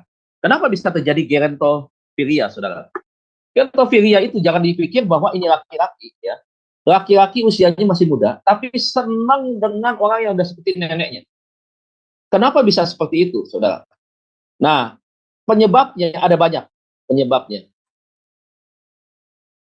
Penyebabnya ada banyak. Salah satunya adalah mungkin bisa saja ini anak yatim piatu, diasuh oleh neneknya. Diasuh oleh neneknya, dibesarkan oleh neneknya, ya. Kemudian karena sudah seperti mungkin bukan lagi seperti nenek, seperti anak dengan orang tua, ada kecintaan yang begitu besar terhadap si nenek ini. Satu kali mungkin ketika neneknya meninggal, atau neneknya mungkin masih ada, tapi ketika dia sudah dewasa, dia siap untuk menikah, maka dia pengen ada wanita yang bisa ada di samping dia, yang model-modelnya mirip dan usianya seperti si nenek ini tadi. Jadi sengaja dia cari yang seperti itu. Dia nggak akan tertarik dengan anak-anak ABG. Dia nggak akan tertarik dengan perempuan-perempuan usia muda. Bahkan seusianya dia tidak. Tetapi dia lebih senang kepada yang sudah tua seperti itu. Nah, mungkin kita menganggap hal yang wajar. Mungkin batas kekayaan. Sama ini kan begitu. Oh, itu jangan-jangan itu nenek kaya raya. Dia pengen kekayaan doang. Bukan, Bapak Ibu. Bukan. Biasanya karena apa? Karena itu obsesinya dia. Pengen punya pasangan yang memang seperti neneknya dia. Dia nggak rela misalkan satu kali ditinggalkan oleh nenek ini kan. Nah, dia masih ingin mau cari pengganti supaya memang bisa betul-betul dia mendapatkan perhatian yang sama, kasih sayang yang sama, dan memang sudah ada rasa cinta dalam dirinya dia. Akhirnya seperti itu. Kalau yang bukan neneknya, ya dia kawin, dijadikan istri sama dia, begitu. Nah, akhirnya menikah. Nah, bahkan kasus terjadi di beberapa berita yang jadi di Indonesia tuh banyak sekali. Salah satunya ini nenek ini nih, ya. Tapi nenek ini sudah meninggal nih kemarin, kalau nggak salah nih sudah meninggal. Dan nanti coba lihat ya saudaraku, kalau dia belum disembuhkan ya, dia cari akan aja yang begini lagi, ya. Gerontofilia namanya, ya. Jadi senang dengan yang seperti itu, usianya jauh di atas. Kemudian saudara, ini ya, gerontofilia itu karena beberapa hal, ya. Saudara lihat yang titik-titik ini, hubungan dengan ayah atau ibu yang tidak ideal atau tidak terpenuhi. Jadi akhirnya pola asuhnya kepada pola asuh nenek. Makanya di pola asuh juga kita harus perhatikan betul di dalam keluarga. Makanya ini sangat-sangat berkaitan Bapak Ibu dengan keluarga lagi sebenarnya. Ya. Kemudian yang kedua, kurang mendapat perhatian ketika usia kanak-kanak dan remaja. Orang tuanya misalkan satu kerja di luar negeri misalkan. Ibunya di rumah misalkan, tapi ibunya juga bekerja, jarang pulang, atau mungkin ibunya sudah tidak ada suaminya meninggal misalkan, atau ayahnya gitu. Dan ibunya harus kerja pergi ke Arab Saudi misalkan. Nah, dia ditinggal sama neneknya, nah, itu bisa. Jadi seperti itu. Pengalaman yang menyakitkan ketika membangun hubungan dengan teman sebaya, ditolak berkali-kali dengan teman-teman sebayanya. Gitu. Tetapi ketika ditolak, ada figur sosok yang bisa menjadi penasehat buat dia. Dan penasehatnya itu adalah neneknya misalkan. Orang yang usianya jauh lebih tua. Nah, disitulah hasrat untuk dia bisa berhubungan dekat, bisa nyambung begitu. Akhirnya dengan orang yang seperti itu. Ya, yang usianya seperti neneknya.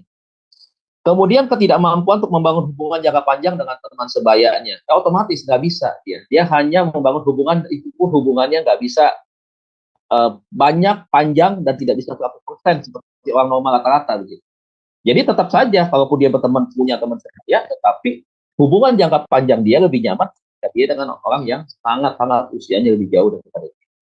Kepercayaan diri yang rendah, itu bisa terjadi tapi jarang. Pengaruh film porno juga bisa terjadi. Ya, terobsesi, terbayang-bayang terus gitu. ya dengan itu tadi bisa terjadi ya. Percaya tidak percaya, saudara, kita harus percaya bahwa ada transfer spirit ya ketika kita menonton film-film yang seperti itu. Yang terakhir adalah orang lain dalam keluarga. Misal ART, pembantu rumah tangga. Ya, dari kecil ya, dari usia mungkin ya SD begitu punya pembantu bibi ya, begitu bibi yang ngerawatin dia, ngurusin dia sakit, bibinya ambilin obat, dikerikin begitu ya, diantarin minumnya, kemudian makan disuapin seperti itu. Nah, itu bisa timbul hal-hal yang seperti itu. Nah, Oedipus kompleks. Nah, ini yang saya mau sampaikan. Ya. Oedipus kompleks itu adalah gangguan perilaku, penyimpangan perilaku seksual terhadap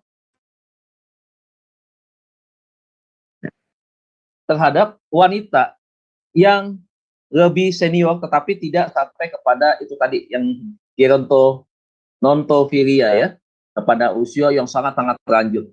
Tetapi ini masih sebatas seperti ibunya, akan begitu. Nah, ini ciri-cirinya. Oedipus kompleks itu pria cenderung mencari pasangan wanita yang menyerupai dengan sosok ibunya. Bisa juga misalnya pria menyukai wanita yang umurnya lebih tua, bahkan seumuran dengan ibunya. Oedipus kompleks itu untuk pria. Sementara untuk Erekta kompleks itu untuk wanita. Jadi wanita muda senang dengan om-om begitu. Kenapa lebih suka menikah dengan om-om begitu?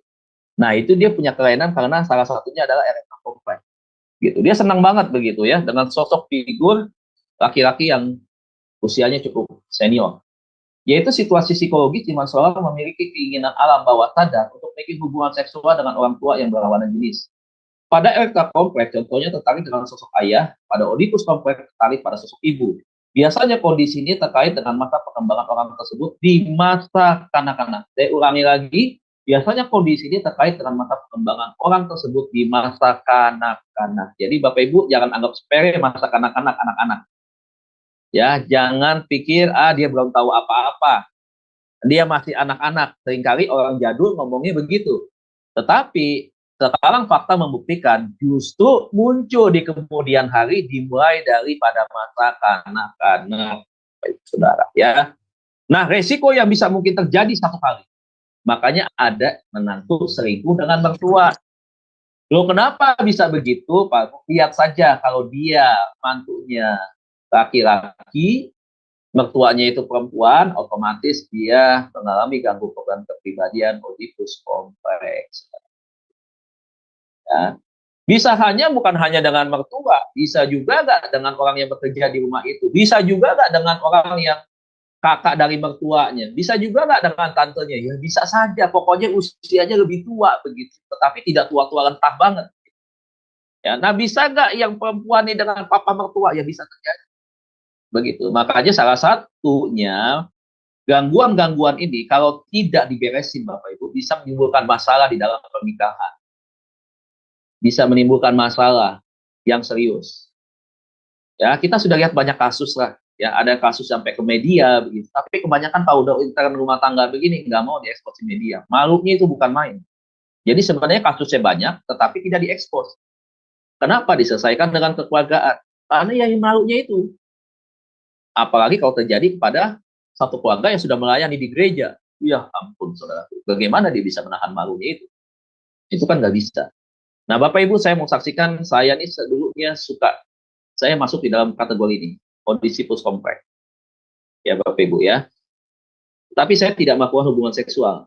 Tetapi saya terobsesi, ya, punya hasrat keinginan yang besar ketika saya itu tadi, ya, senang wanita yang kalau sekarang ini masih tante-tantean, usia 40-an, 40, 50-an, 60 masih begitu ya. Dulu nih Bapak Ibu ya.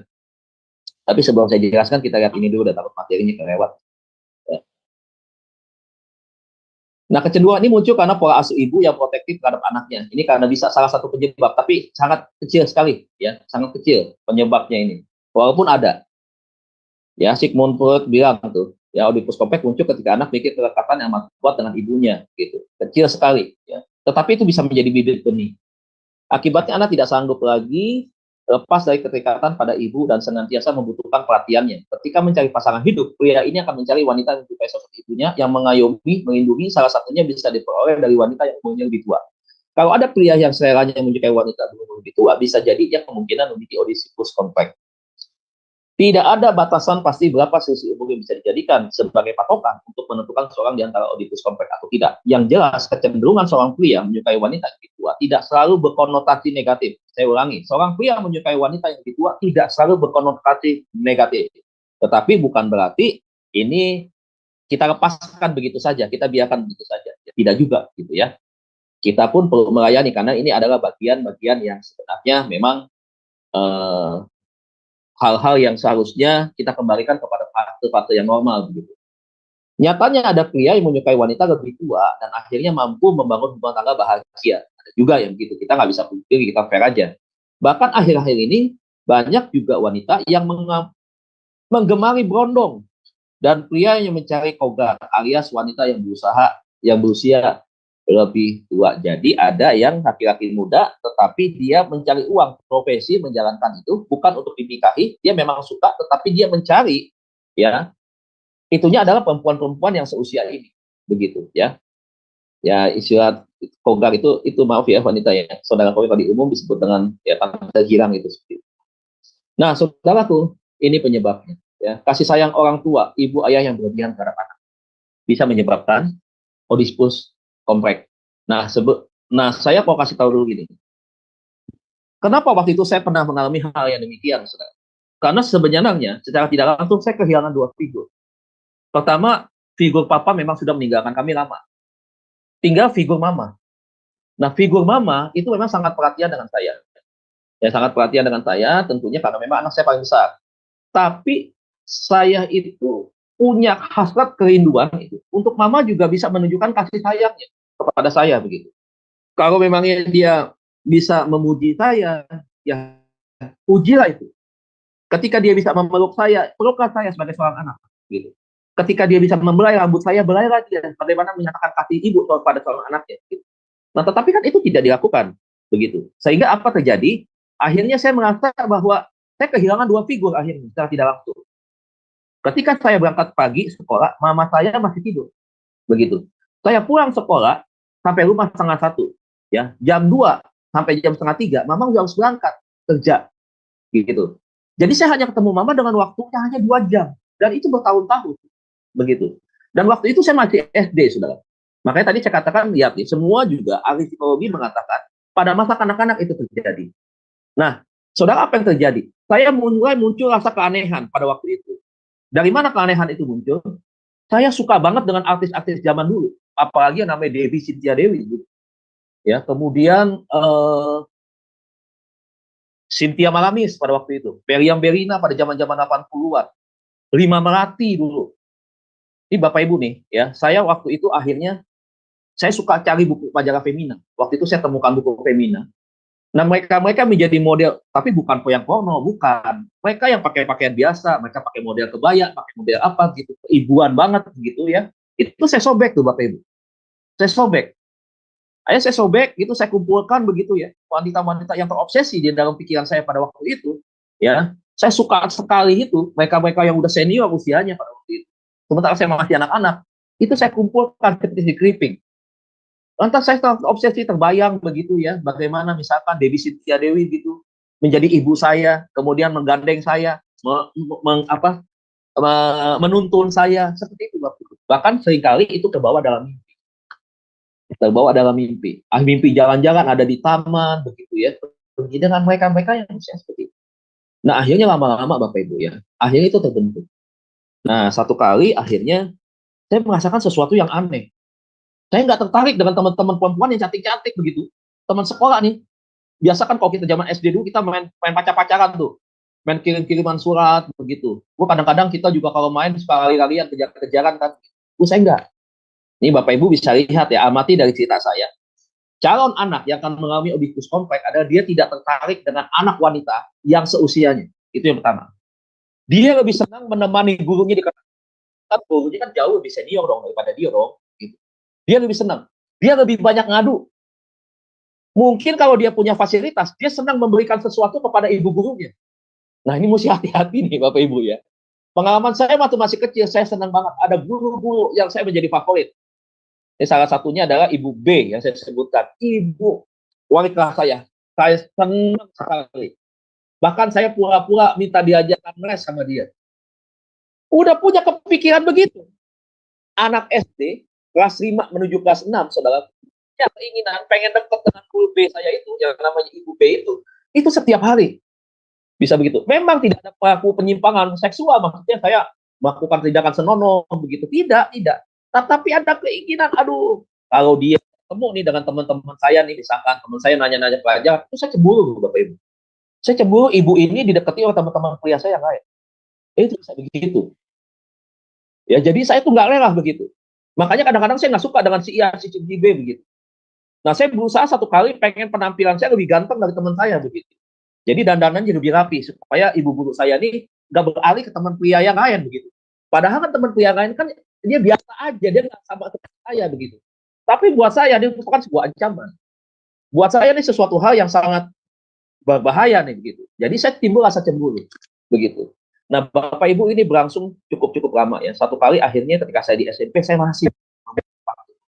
Nah, ketika teman-teman terima rapot ya, mama-mamanya datang itu cantik saudara, cantik-cantik Bu.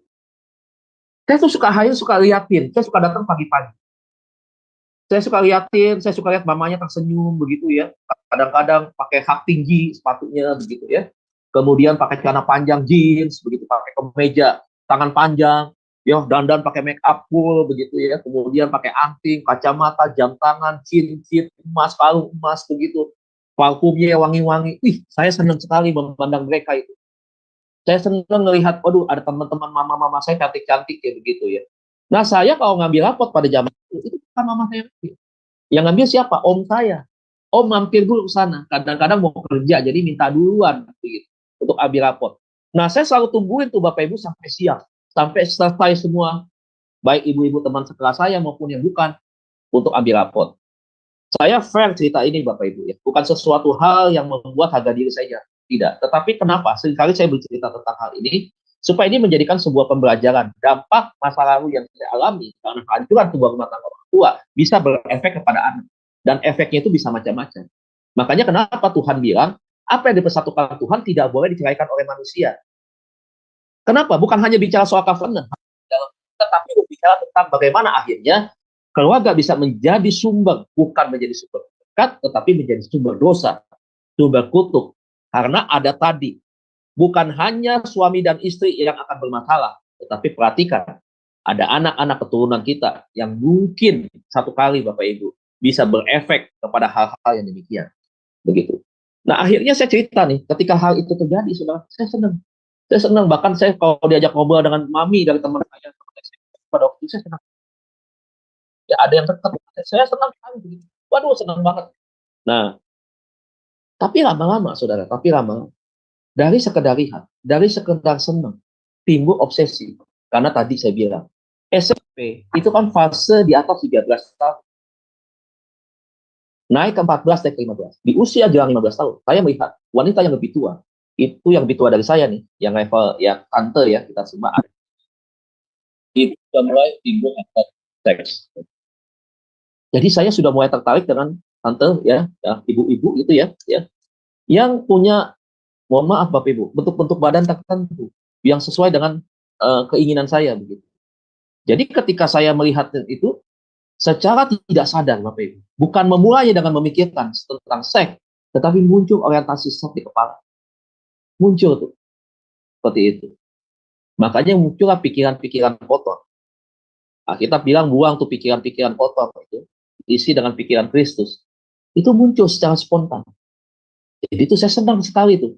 Jadi akhirnya suka berfantasi begitu, suka berfantasi melihat sesuatu yang saya lihat, yang saya senang. Nah, saya timbul berbayang, tidak melakukan, tidak bertindak kepada si perempuan itu, tetapi membayangkan di dalam satu hubungan-hubungan seks yang itu tadi ya. Jadi yang ini Bapak Ibu, ini mengikat. Makanya kan kita tahu iblis itu main di pikiran, ya, di pikiran kita itu. Makanya kenapa kita mesti menjaga pikiran kita supaya bersih. Karena kalau sudah masuk di dalam alam pikiran, akhirnya saudara, ya lama-kelamaan, kalau akhirnya nggak bisa dicegah, itu bisa melakukan sebuah kepada tindakan. Tindakannya bisa saja, kalau memang dia tidak punya uang, dia bisa saja terjadi kasus-kasus kekerasan seksual terhadap wanita-wanita dewasa. Kalau misalkan dia punya uang, dia bisa saja melakukan hubungan seks, ya. Mohon maaf, sudah terjun ke dalam dunia prostitusi, tetapi pelampiasannya ada kepada perempuan-perempuan yang kategori usianya usia seperti itu. Ya, jadi ini Oedipus kompleks. Jadi kita mesti bisa melihat. Jadi kalau kita pengajar ya di sekolah ya, kita juga bisa melihat nih, ada gejala-gejala tertentu. Saya sebagai seorang pengajar, saya selama ini mengamati walaupun saya pelatih di bidang pengembangan talenta, tetapi anak-anak yang datang ke saya selalu amati. Saya selalu amati, karena kan di sekolah kita ada konselor. Jadi kalau ada sesuatu yang aneh, kan saya tahu, karena saya belajar tentang hal ini. Jadi saya akan lihat kalau ada sesuatu yang aneh, saya bisa bekerjasama dengan konselor untuk menyampaikan itu. Ya nanti urusan konselor bagaimana dia menyampaikan kepada orang tuanya, atau bagaimana terapinya yang perlu dilakukan terhadap si anak. Nah, jadi memang kita ada akhirnya seperti ada korelasi di dalam pelayanan saya dan juga sebagai tugas saya sebagai orang yang menangani bukan sebagai konselor di sekolah, sebagai pengembangan bakat, tetapi korelasinya bisa hubungan dengan pastoral konseling dan juga dengan bagian dunia saya, pelayanan. Ya. Nah, nyatanya ada pria menyukai wanita lebih tua dan akhirnya mampu membangun. Nah, ini tadi ya saudara, ada juga yang seperti itu karena dasarnya cinta, jadi bukan karena harta juga. Jadi ada sisi yang sebenarnya dianggap tidak melanggar norma, tetapi juga kalau menurut pandangan kita nih sebagai seorang pelayan Tuhan, tentunya sebaiknya hal-hal sedemikian memang perlu dibereskan. Memang kadang-kadang kalau yang sudah menikah dan dia menemukan bahwa wanita yang lebih tua daripada dirinya itu, dia lebih cocok menemukan itu, dia bisa menemukan kebahagiaan, yaitu puji Tuhan, saudara. Tapi kalau tidak menikah misalnya, ya, dia melampiaskan itu secara liar, nah ini tentunya menjadi satu hal yang keterikatan dia dalam seks bebas, misalkan bisa juga ataupun seperti itu. Atau misalkan anak laki-laki yang terjun sebagai berondong kepada wanita-wanita yang dewasa yang seperti itu. Nah, sekarang kita akhiri dengan penyebabnya ya, di slide yang terakhirnya, ini ya penyebab kasih sayang orang tua yang berlebihan terhadap anak ya. Jadi ketika anaknya misalkan ibu atau ayah, karena ini kan Oedipus dan Erecta kompleks ya. Jadi terhadap pasangan salah satu ketika meninggal, tadi bisa menyebabkan anak akhirnya kehilangan figur itu dan akhirnya mencari figur itu di luar. Dua, kehilangan figur salah satunya, ya, Oedipus kompleks untuk pria, Erecta untuk kompleks untuk wanita, ya. Seringkali dianggap ini mungkin zaman sekarang disebut bisa aja orang salah nilai disebut pelakor sebenarnya. Karena tentunya kalau dia melihat figur, kalau seorang perempuan, ya, melihat figur seorang laki-laki yang sudah dewasa, misalkan usia 60-an, 50-an begitu ya, dia merasa ini cocok begitu. Kan dia nggak pernah nanya, ini kamu punya suami istri gak apa? Enggak, yang dianggap itu udah cocok aja dengan dia. Dan ketika dia memberikan perhatian, dapat balasan. Ya, si pria nggak sadar begitu, memberikan feedback. Begitu. Akhirnya feedbacknya itu bisa ditangkap menjadi sesuatu yang berbeda. Nah, akhirnya banyak orang menyebutnya sebagai pelakor, padahal belum tentu juga. Beda-beda tipis antara pelakor dengan memang Erecta kompleks. Tapi kalau Erecta kompleks itu dia tidak orientasinya bukan materi yang utama, kasih sayang dan perhatian. Dia mau dicintai dengan laki-laki yang lebih tua, begitu. Tetapi kalau pelakor, dia kan memang mau menghancurkan rumah tangga karena balas dendam sebenarnya. Karena dulu mungkin dia melihat figur bapaknya yang seperti itu, dia benci kepada laki-laki. Itu alasan pertama. Alasan kedua adalah karena materi. Karena dia melihat bahwa laki-laki yang lebih tua itu adalah yang lebih punya uang. Ketiga, anak mengidolakan ibu atau ayah. Keempat, terobsesi pada sosok figur terkenal, penyebab maupun akibat. Ya, ada public figure yang dia idolahin, ya diidolahin. Artis Korea, artis Indonesia, artis Amerika. Trauma atau terabaikan. Itu bisa menyebab seperti itu. Terakhir apa? Karena dia perceraian, kemudian timbulkan trauma akibat perceraian orang tua, kemudian dia juga terabaikan, akhirnya ada yang menampung, ada yang menolong. Siapa yang tadi saya cerita misalkan? Neneknya misalkan, atau ditinggalkan tantenya misalkan. Nah, dengan tantenya inilah saudara, ya, dia akhirnya menemukan figur itu, pengganti yang dia sayangi awalnya, akhirnya tanpa dia sadar lebih daripada kita sayang. 6. Pola asuh ortu atau non-ortu. Ya, non-ortu bisa, ini anak yang dititipkan, misalkan anak yatim piatu bisa saja dititipkan, entah itu ke saudara, ya, saudara yang dari papa atau dari mama, ataupun mungkin juga di panti asuhan, bisa juga seperti itu. Yang ketujuh, merindukan perhatian ortu karena ortunya meninggal. Ini bisa menjadi penyebab, ya. Oke, itu saja Bapak Ibu. Yang terakhir adalah gangguan perilaku seksual adalah LGBT. Ada masih kurang lebih 11 atau 12 lagi masuk di dalam gangguan penyimpangan perilaku seksual, tapi yang ini yang saya malam hari ini sampaikan. Demikian Bapak Ibu Saudara sekalian, terima kasih untuk waktu dan kesempatannya. Tuhan Yesus berkati kita semua. Saya kembalikan kepada moderator. Baik, terima kasih Pak dosen kita hari ini, pelajaran yang sangat bagus, memberikan edukasi kepada kita. Bapak Ibu, begitu banyak tipe-tipe dari penyakit-penyakit penyimpangan seksual itu tidak perlu dihafal Bapak Ibu ya, tetapi apabila Anda sebagai konselor ya, Anda perlu sekali mempelajari ini supaya bisa mendeteksi nanti orang-orang yang dilayani oleh Bapak dan Ibu. Teman-teman juga yang ada di live chatting juga boleh bertanya ya, nanti bisa bertanya langsung, nanti saya akan bacakan kalau ada pertanyaan. Ada teman saya yang bertanya di dalam WhatsApp saya kurang paham teologi pastoral, kan Bapak mengajarnya mengenai pastoral ya, pastoral counselingnya, kemudian dia itu belajarnya di bagian hermeneutik katanya gitu. Nah, tolong ditanyakan apakah ada hubungan LGBT dengan Kejadian 6 ayat 2 sehingga Allah menyesal menjadikan manusia dan memusnahkan manusia. Dalam Kejadian 6 ayat 6 sampai 7, di ayat yang ke-7 itu ikut juga binatang dimusnahkan. Apakah binatang ikut dimusnahkan? Kemudian mengapa? Apa ada hubungannya dengan pelajaran malam ini? Dipersilakan untuk menjawabnya Pak dosen. Iya, terima kasih. Pertama saya jawab, apa itu pelajaran pastoral? Pelajaran pastoral itu adalah pelajaran pendampingan, bagian daripada penggembalaan sebenarnya sama di dalam gereja, yaitu bagaimana kita berorientasi kepada proses pemulihan seseorang. Ya, jadi sebenarnya gini, di dalam kekristenan bukan bertobat dulu, bahkan baru dipulihkan. Tidak, sebenarnya ya oke, bertobat, dipulihkan bisa saja, tetapi biasanya kita memulihkan, kemudian menuntut mereka kepada pertobatan. Nah, sehingga mereka bisa maksimal. Nah, di dalam pelayanan pastoral ini adalah pelayanan secara individu berkaitan dengan kehidupan mereka di masa lalu, pemberesan di masa lalu, seperti itu. Pastoral ini berbicara tentang pelayanan kepada kehidupan orang yang berkaitan dengan kegiatan-kegiatan atau kepada mereka-mereka yang pernah menjadi bagian daripada masa lalu tetapi menjadi objek atau korban begitu. Sehingga seringkali kalau nggak dibereskan, ini akan menjadi penghalang untuk mereka ke depannya, itu mereka tidak bisa bertumbuh secara maksimal di dalam rohania. Nah, itu adalah pelayanan daripada pastoral. Kemudian ketika bertanya tadi, apakah ini ada berkaitan sehingga Allah katakan menyesal?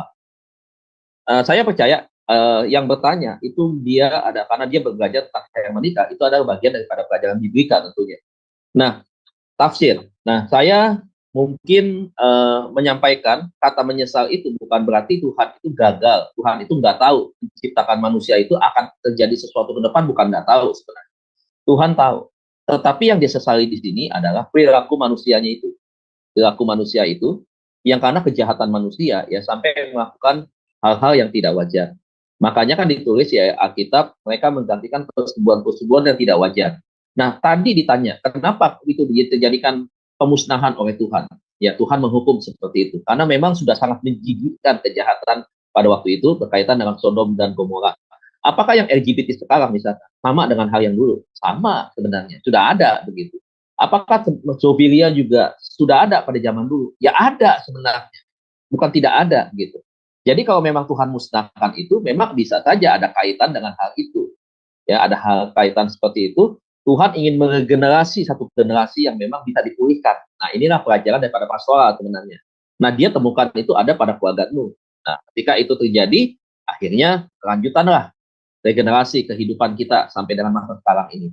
Nah, jadi kalau tadi ditanya tentang hal itu, apakah ada? Jawabannya ada. Gitu. Makanya peristiwa Sodom dan Gomora itu adalah sebuah peringatan kepada sekarang zaman sekarang ini bahwa Tuhan pernah menghancurkan generasi yang seperti ini di zaman dulu gitu.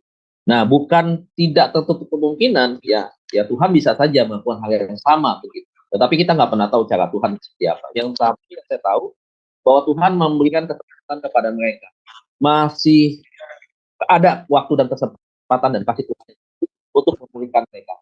Nah, bagian pemulihannya ini adalah bagian kami daripada tim pastoral konseling untuk melakukan pemulihan kepada mereka-mereka yang mengalami itu tadi penyimpangan-penyimpangan.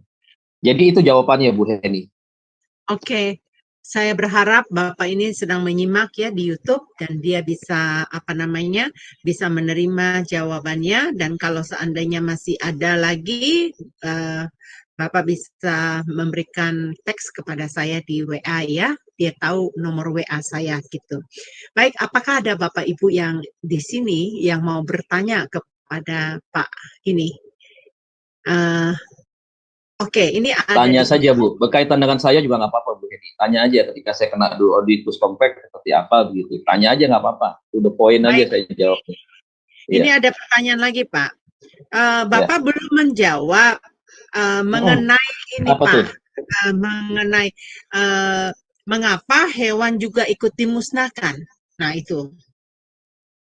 Ya, hewan ikut dimusnahkan bisa saja memang Tuhan ingin menciptakan sesuatu yang baru ya. Tentunya ini tafsir kita bisa berbeda-beda tentunya Pak. Kalau saya melihat kan bumi dan segala isinya pada waktu itu kan sudah melakukan sebuah kejahatan yang besar di mata Tuhan. Ya, jadi Tuhan mau menghancurkan itu karena memang kan dengan cara air bah.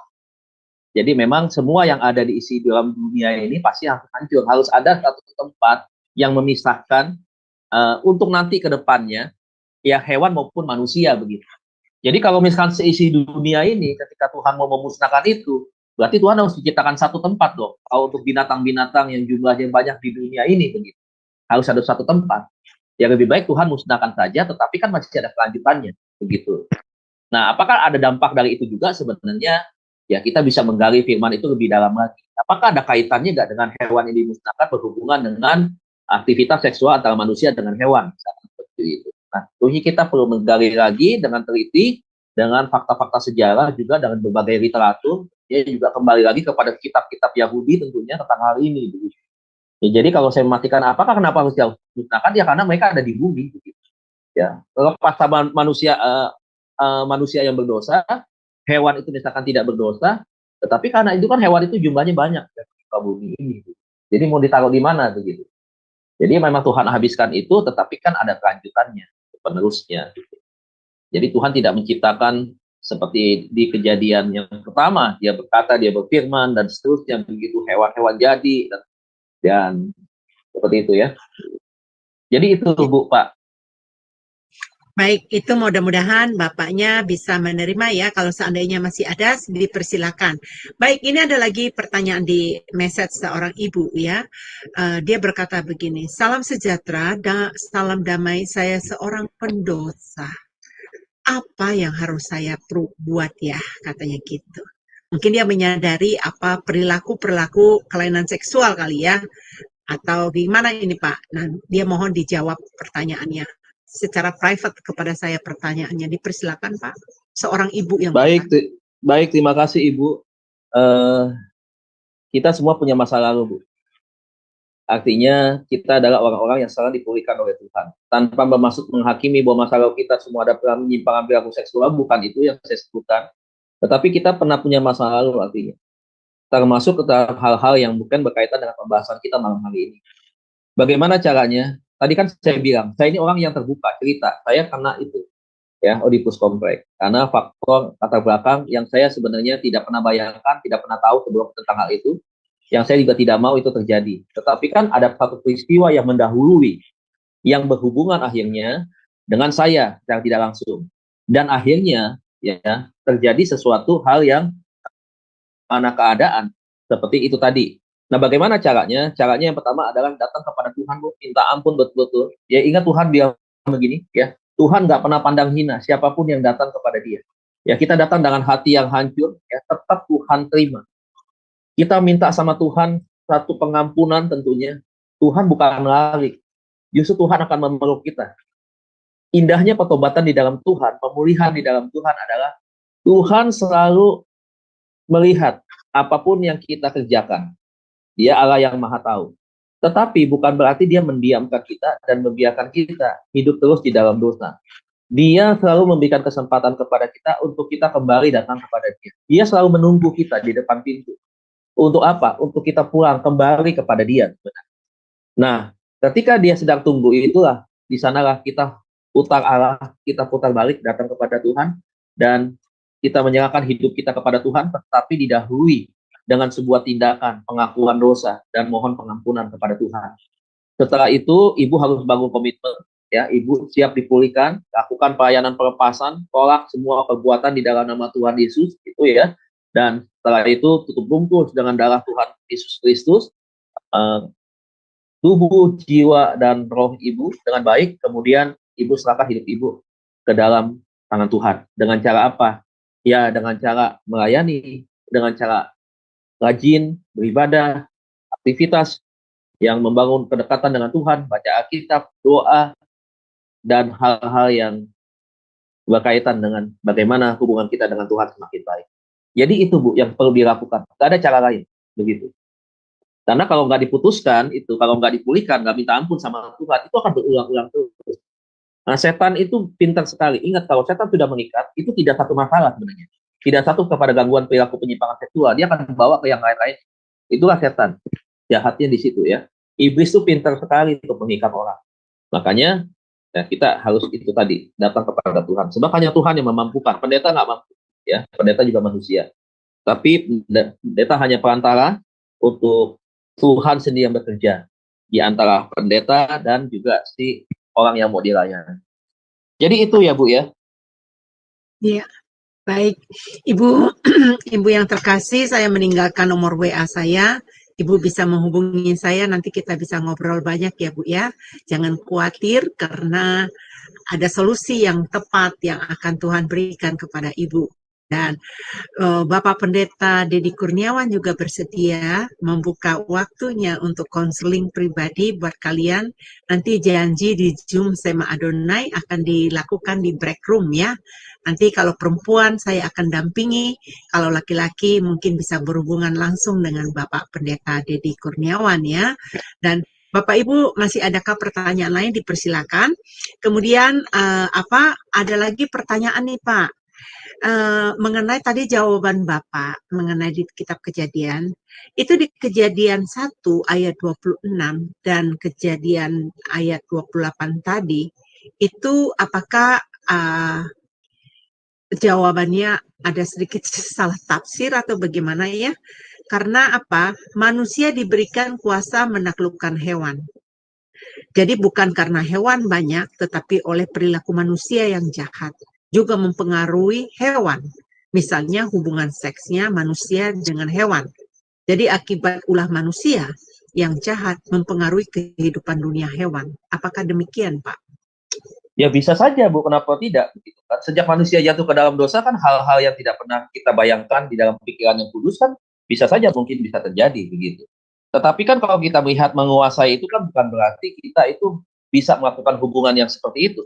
Masa iya itu pikiran dari Tuhan? Kalau kita pikir itu, Kejadian 1, 26, 27.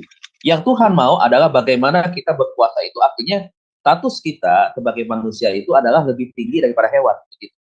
Nah, Tuhan menciptakan kita itu berkuasa untuk maksudnya apa? Kita bisa saja. Misalkan, kalau zaman dulu kan manusia baru pertama kali makan daging itu, ya kan? Artinya kita berkuasa dalam hal itu untuk mengatur mereka. Untuk mengatur itu untuk bisa menjaga mereka, merawat mereka, untuk bisa mengembangkan mereka, begitu kan? Nah, itu adalah bagian-bagian yang Tuhan kasih kepada manusia untuk menaklukkan itu. Makanya tadi saya bilang kita perlu belajar lagi pada bahasa-bahasa aslinya untuk kita bisa melihat kata menaklukkan itu apa gitu. Nah, itu adalah bagian daripada proses biblika dan hermeneutik sebenarnya kita belajar gitu. Nah, itu bisa saja, tetapi bukan berarti kita bebas kita bisa berhubungan dengan hewan, bukan itu. Bukan, ya, karena Tuhan pasti yang kata taklukan itu adalah sesuatu yang positif pasti, bukan sesuatu yang negatif begitu. Nah, akibat dosa bisa saja itu terjadi seperti itu. Bisa, karena kan yang sudah mengendalikan sudah bukan Tuhan. Ketika manusia jatuh di dalam dosa kan, yang mengendalikan siapa? Yaitu tadi ya, oknum yang lain begitu. Makanya kelakuannya bukan kelakuan yang secara manusia biasa nih, hal-hal yang terpuji begitu. Karena sumbernya bukan dari pribadi yang agung dan yang terpuji, bukan gitu. Jadi bisa saja Bu seperti itu Bu ya. Bisa ya. Tapi mungkin oke lah Bapak Ibu punya pandangan yang lain tentang hal ini ya. Tetapi oke lah. Mungkin nanti kita bisa melihat dan membahas kasus ini dari para ahlinya di bidang biblika atau hermeneutik ya. Untuk hal ini kalau dapat jawaban dari saya mungkin kurang puas, mungkin bisa bertanya, ajukan kepada para pengajar yang memang pakar di bidangnya. Kalau saya Iya. sempat berpikir begini, Pak. Manusia itu kan diberikan otoritas sama Tuhan. Iya, Adam, betul. ya, di Taman Eden, dia diberikan otoritas sama Tuhan untuk memberikan nama dan mengurus binatang-binatang segala macam, gitu kan. Nah, sebenarnya Tuhan itu menciptakan binatang itu untuk menjadi pelengkap, ya, untuk kebutuhan manusia itu sendiri, gitu. Saya juga melihat dari penyimpangan-penyimpangan tadi itu mengenai sama binatang, ya, itu sangat sadis sekali seksualiti yang diperlakukan terhadap binatang, gitu ya.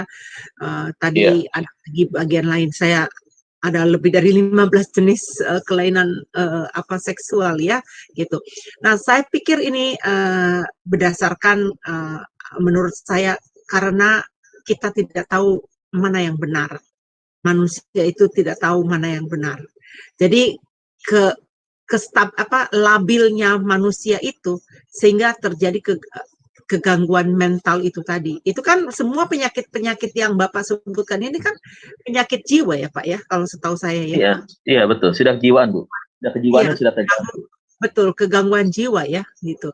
Nah, berarti orang tersebut itu tidak memahami kebenaran firman yang sebenarnya. Jadi mereka terhanyut dengan fantasi mereka, mereka tidak menguasai itu.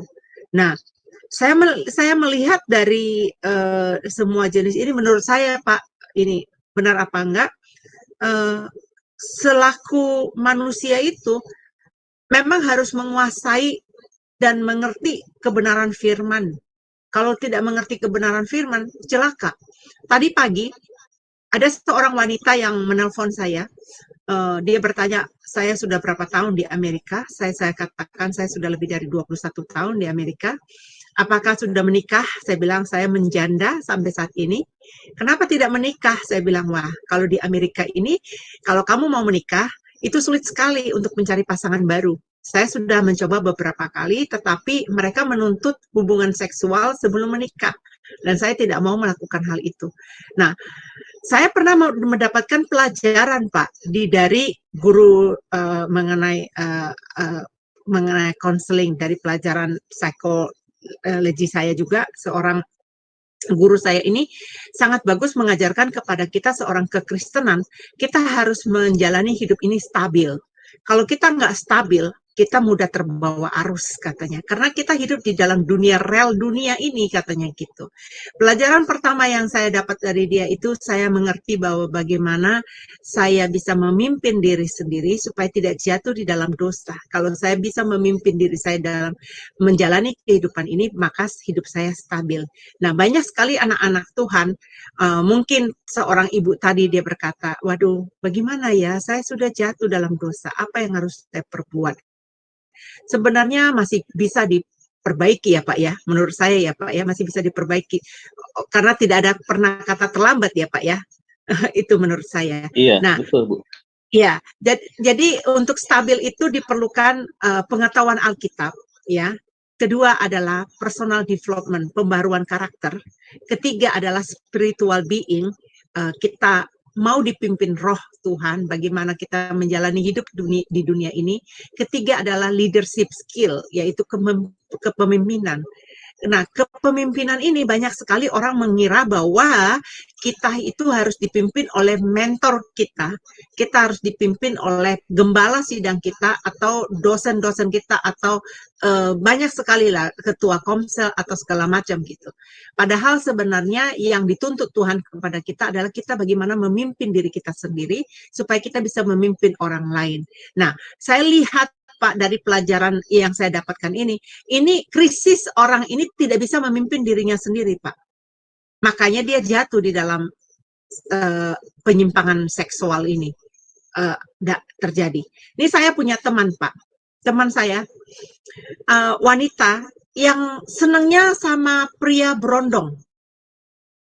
Oh, kalau sama pria berondong Pak, nafsunya benar nggak ada gairahnya katanya gitu. Iya. Kalau melihat pria-pria yang usianya yang lebih tua dari dia atau apa, nggak nafsu dia.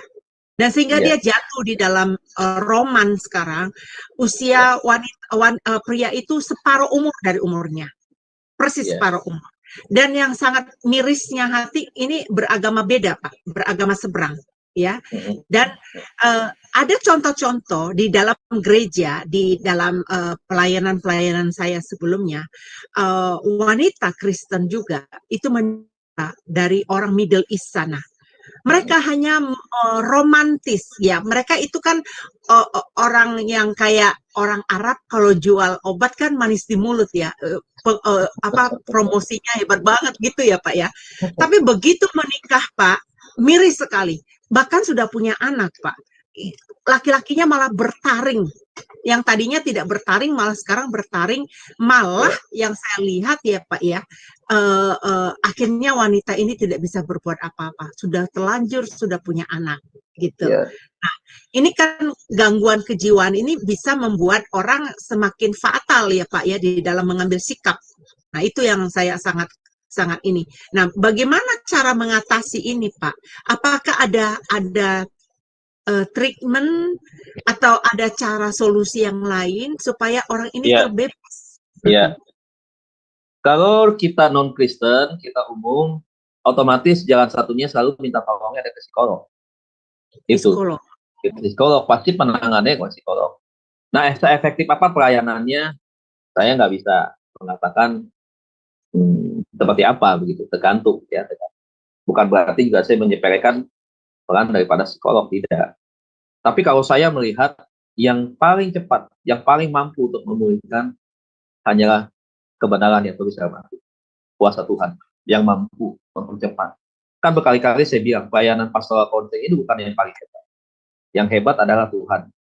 Jadi Tuhan itu bekerja, kemudian karena Dia menciptakan kita, Dia tahu bagaimana caranya untuk memulihkan ya orang-orang yang sudah terlanjur dalam pengertian tanda kutip ya terjerumus ke dalam berbagai macam kejahatan dan terikat dengan roh penajisat, termasuk di dalamnya roh pencabulan, persinahan, dan itu tadi ya penyimpangan.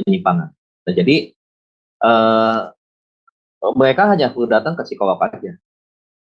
Tapi kalau yang tadi yang beda agama gitu ya yang Kristennya lah kita bereskan begitu. Tapi kalau dia sekedar Kristen dia mau, tapi kadang-kadang kan belum tentu mau. Orang ini masalah kenikmatan kok, Bu. Masalah kenikmatan susah, Bu, kalau untuk dihentikan. Tidak semudah itu karena sudah menyangkut adiksi kan. Segala sesuatu yang nikmat sudah menjadi kebiasaan itu adiksi ya. Kalau nggak melakukan itu, efeknya ke yang lain. Kepala pusing, jadi nggak tenang, jantung berdegup-degup, gitu kan. Logikanya sebenarnya manusia terikat itu seperti bodoh, seperti benar-benar bodoh, ketahuan banget dikendalikan. Karena dia udah bisa melampiaskannya itu. Nggak ada solusi lain, dia harus lakukan itu. Baru dia enak, nyaman, plong, pikirannya tenang. Gitu.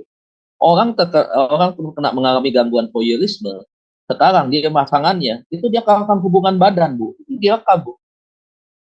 Bayangkan bisa begitu. Makanya kan ada kan artis yang akhirnya kan dia berhubungan badan, direkam ketahuan kan. Begitu.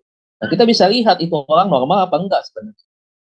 Dia taruh di handphone hilang, ketahuan lah. Begitu. Nah, sekarang banyak nggak yang seperti itu? Bapak Ibu, dunia gereja bukan berarti dunia bersih. Bukan berarti saya mendiskreditkan. Tidak. Bukan berarti bersih semua. Belum tentu. Tuh ada pendeta-pendeta kok. Yang kita tahu lah kasus-kasusnya. Yang ada di Jawa Timur, yang ada di Jakarta, di mana terlibat dalam hal penyimpangan perilaku seksual. Pendeta tuh. Gembala itu. Orang yang hebat. Coba bayangkan. Yang di mata jemaat begitu perfect, sempurna, seakan-akan. Tapi bisa seperti itu. Nah kan tadi saya bilang penyimpangan perilaku seksual itu tertutup, dia tidak mungkin bisa membuka itu kan, dia tutupi. Tapi kalau dia sudah sakau, ya dia sudah sakau, akhirnya dia ya begitu, ya akhirnya seperti orang bodoh, dia harus lampiaskan itu, resikonya belakangan, jadi bodoh lagi. Akhirnya baru dia sadar setelah, nah itu dia melakukan, kemudian ada resiko yang mengikat dia sadar. Tetapi bukan berarti berhenti kebiasaan, bukan berarti berhenti. Makanya bahaya kan begitu. Di penjara bagaimanapun bukan berarti dia akan tobat tuh. Ini saya kasih tahu nih. Orang punya penyimpangan perilaku nggak cukup penjara. Dia akan bisa terlepas itu, benar-benar bisa lepas kalau dia sudah mati. Bayangkan betapa mengerikannya dia hidup mati di dalam penyimpangan perilaku seksual berpuluh-puluh tahun atau penyimpangan-penyimpangan yang lain. Kemudian maut yang membawa dia. Bisa kita pastikan kemana dia akan pergi. Makanya selalu saya bilang pertobatan itu pada waktu kita, pada saat kita masih hidup. Karena kita nggak tahu ke depan berapa lama lagi usia orang kan. Nah, makanya yang buat penyimpangan-penyimpangan perilaku ini bertobatlah cepat-cepat gitu. Selama masih punya waktu dan kesempatan untuk bisa memperbaiki diri. Dan bukan berarti nggak bisa, bisa. Tuhan kita terlalu hebat, kecil yang urusan begituan. Kecil gitu. Jadi dia bisa mengembalikan kita. Bejana yang rusak, itu dia bisa perbaiki lagi. Dia bisa siram air lagi, dia bisa hancurkan lagi, diproses, dibanting, diinjak-injak, saudara. Ya, kemudian artinya ada kesakitan-kesakitan, memang ada beban yang harus kita terima begitu. Tetapi lihat, dia akan bentuk ulang bejana itu menjadi bejana yang punya nilai, bejana yang mahal. Buat teman-teman yang punya penyimpangan perilaku seksual, Anda sekarang kotor di hadapan Tuhan, ya. Tetapi bukan berarti Tuhan mau menghukum dan membiarkan Anda hidup di dalam kekotoran. Tuhan sedang menunggu Anda untuk Anda sadar, bertobat, mau kembali kepada Tuhan. Anda akan diproses Tuhan, diubahkan Tuhan menjadi bejana yang termahal, terindah oleh tangan Tuhan sendiri. Pertanyaannya sekarang, mau bertobat apa enggak? Kembali kepada diri kita. Jangan kaitan dengan free will, begitu. Ya, yuk kita kembali. Mau bertobat apa enggak? Ya sekarang orang masalahnya apa? Enak, Bu. Segala sesuatu penyimpangan seksual ini enak, Bu. Begitu, nyaman. Biar orang pikirannya tenang, jadi bersemangat, bergairah. Peduli amat tentang penyimpanan, dosa urusan belakangan. Kenikmatannya dulu yang utama. Kan kebanyakan pelaku begitu. Nah, jadi ini mengerikan, berbahaya. Nih saya mau bilang begini, gue jago teologi bagaimanapun. Ya ketika ada penyimpangan perilaku dipelihara, kacau, pelayananmu tidak akan pernah maksimal. Ya, lihat nih, mata keranjang, ya, lihat perempuan sedikit-sedikit langsung berhayal seks. Kita sadar kita nih hamba Tuhan, gak bakal berkenan juga, sia-sia. Makanya gimana mau diberesin? Makanya kan selalu saya bilang, pastoral bereskan dulu, pastoral sudah selesai, masuk sudah bersih, lu belajar dah, lu setiap hari belajar 12 jam kan satu hari tentang teologi, lu pasti akan pakai mantap. Tapi kalau punya penyimpangan perilaku dipelihara, ditutupi, kemudian kita belajar teologi, sampai kita masuk ke dalam wabah kubur, ya akan pernah berubah. Gitu. Tetap aja mati di dalam penyimpangan itu, bersama dalam penyimpangan itu, perilaku itu. Nah makanya saya sedikit keras dalam hal ini mengingatkan supaya jangan main-main begitu, jangan main-main. Jadi bagaimana Tuhan sampai begitu banyak menghukum di dalam kasus Sodom dan Gomora begitu. Bahkan istri Lot saja akhirnya juga dia nggak melihat tuh iman Lot. Pokoknya istrinya salah melanggar sikap juga. Begitu konsekuensinya begitu tegas sekali kan dalam hal ini Tuhan kan. Begitu. Jadi itu Bu, sedikit pandangan aja. Mungkin masih ada yang mau tanya nih. Ini kalau ada yang mau tanya, kalau udah mau tanya, live-nya dimatiin nggak apa-apa. Saya masih kasih waktu.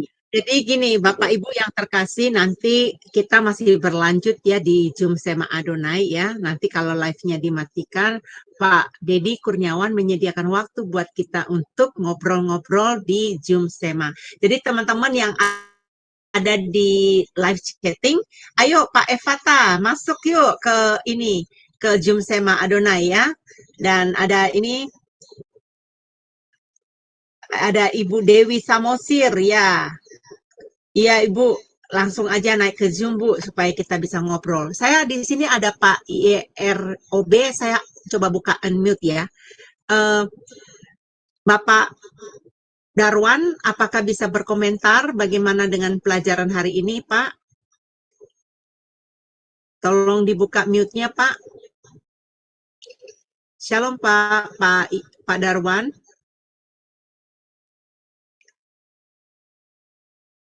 Ya, ini masih di mute ya, Pak. Alkitab berkata begini, Bu. Hendaklah engkau sekali mengaku dosamu supaya engkau sembuh. Mengaku dosanya kepada siapa? Pertama kepada Tuhan. Yang kedua kepada hamba Tuhan yang memang Tuhan percayakan untuk hal itu.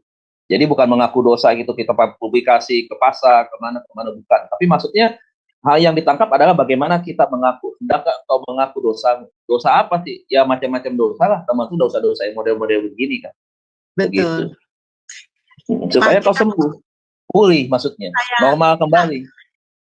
Iya maaf Pak, saya mau coba tanya Bang Navape, ada sesuatu yang ingin disampaikan Bang Navape dari pelajaran malam ini? Silakan.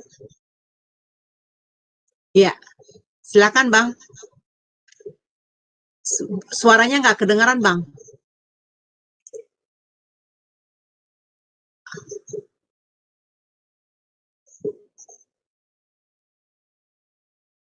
Nggak kedengaran Bang suaranya. Nggak kedengaran. Sekarang tidak kedengaran juga? Sekarang barusan kedengaran. Ya, sekarang barusan. Silakan Bang, Napape. Oh iya. Terima kasih Sister untuk waktunya. Ya. Tadi saya mendengarkan ya panjang lebar tentang penjelasan tentang penyimpangan-penyimpangan yang begitu banyak, dan itu juga belum semua yang terlihat. Saya berdoa sebagai seorang yang dulu pernah jadi korban, jadi pelaku, dan pernah mengalami salah satu penyimpangan dari yang disebutkan kurang lebih 15 tahun. Itu bukan suatu waktu yang singkat. Dan untuk bisa mendapatkan roh pertobatan itu tidak seperti mujizat yang satu hari selesai. Jadi saya berdoa untuk kita semua menjadikan ini jangan stop cuman sampai ini sekedar informasi, tetapi biarlah di hati kita mempunyai beban untuk mengecek minimal keluarga kita di rumah, dan kalaupun ada yang seperti itu, kita berusaha untuk menerima mereka, tapi menolak perbuatannya dengan harga yang mahal untuk dibayar. Saya untuk mendapatkan roh pertobatan untuk satu item penyimpangan itu saja butuh proses 2 tahun untuk bisa mendapatkan roh pertobatan ini, karena ini kedagingan yang ditunggangi oleh roh-roh jahat. Kalau kedagingan itu nggak bisa ditengking, hanya bisa diusahakan dengan usaha yang sangat keras dengan pimpinan Roh Kudus.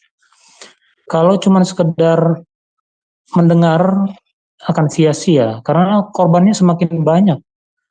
Barusan saya juga mendengar bahwa ada salah satu gereja besar, orang tuanya menjadi kanseler pernikahan, tapi anaknya melakukan seperti salah satu yang sudah disampaikan. Mungkin 2 item ya. Dia tukar-menukar pasangan, terus dengan anak kecil juga. Iya. Padahal orang tuanya kanseler di gereja besar untuk mengkonseling orang-orang yang menikah. Wow. Tapi anaknya sendiri seperti itu. Nah, itu udah ada di sekitar kita. Jadi, mari saya mengajak teman-teman saudara-saudara saya semua, ini bukan suatu informasi sekedar masuk kiri keluar kanan, tetapi inilah memang fakta kehidupan. Kalau kita tidak bisa membuktikan bagaimana hidup dalam roh itu, hanya dengan mementingkan kedagingan saja, nggak akan bisa lepas. Begitu saja, Sister ini. Terima kasih, Pak. Terima kasih Bang Napapai, saya sih berharap ya, Bang Napapai ini kan sudah dipulihkan oleh Tuhan, sudah mengenal Tuhan. Saya berharap bisa menjadi pembicara gereja-gereja, Bang Napapai ini menjadi pembicara untuk bisa menyampaikan ya, bagaimana Tuhan mengubahkan ya, gitu ya, supaya jangan sampai terjadi ini yang tadi nih ya, yang hal-hal yang kita sebutkan ini berkaitan dengan yang pernah Bang Menebar alamin gitu, Bang Napapai alamin, supaya jadi pengetahuan, pembekalan buat anak-anak muda, supaya tidak semakin banyak anak-anak muda yang terjerumus. Nah, gereja nggak boleh ada pola pembiaran, nggak boleh. Kan sama juga di dalam keluarga aja tidak boleh ada pola asuh yang pola pembiaran, masa bodoh, nggak bisa begitu. Nah, kalau enggak, generasi muda gereja akan makin banyak hancur. Konselor capek, Bu.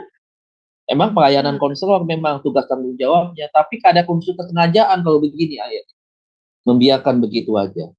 Nah, mungkin bisa saja kan memang nggak pakai inisial, kemudian wajah tidak perlu ditampilkan begitu kan. Ya itu kembali lagi kepada privasi daripada Bang Napapai sendiri gitu. Tapi yang terpenting adalah kesaksian hidupnya ini. Ini sangat luar biasa nih. Nah, saya sendiri kan saya nggak, wah saya pendeta Bu, hari ini gembala. Tapi kan saya juga bercerita tentang bahwa saya punya masa lalu, Oedipus kompleks yang saya alami. Saya senang banget tuh dengan tante-tante kan, gitu kan. Tapi setelah saya dipulihkan, saya mengaku dengan mulut saya terkena Oedipus kompleks. Saya begini-begini. Ya, saya menikah dengan istri saya seusia. Istri saya bukan berarti udah misalkan salah usia saya 49. Tiba-tiba istri saya usia 63 misalkan, atau umur mama saya misalkan begitu. Ya enggak, istri saya kan usia nih. Begitu. Jadi, itu tadi. Jadi cerita aja, biar untuk jadi bahan pembelajaran supaya memang iblis ini pertama dipermalukan cara kerja. Yang kedua adalah semakin sedikit mereka yang terjerumus ke dalam bentuk-bentuk penyimpangan seperti itu Bu. Ya, makasih. Karena Bapak yang luar biasa, keren, mantap, dahsyat. Jadi berkat, saya doakan selalu. Iya, baik. Luar biasa. Terakhir saya mau minta Pak Darwan. Pak Darwan bisa buka mute-nya. Adakah Bapak bisa memberikan sedikit ini monitor Pak Darwan? Baik, kayaknya dia nggak nyaut ya. Baik Bapak Ibu yang terkasih, kami nanti di Zoom Sema Adonai tidak akan turun dari sini. Jadi Bapak Ibu yang mau ikut berdiskusi bersama kami ya di Zoom Sema Adonai, Bapak Ibu silakan naik di Zoom karena sebentar lagi live kita akan diselesaikan, sudah lebih dari 2 jam. Dan saya minta kepada Bapak Dedi untuk tutup closing dan kemudian berdoa buat kami. Dipersilakan Pak.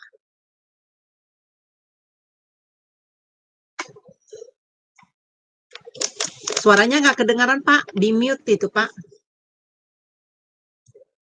Firman Tuhan berkata, kuduslah kamu sebab aku kudus. Dan barang siapa yang tidak kudus, maka dia tidak akan bisa berjumpa dengan Allah.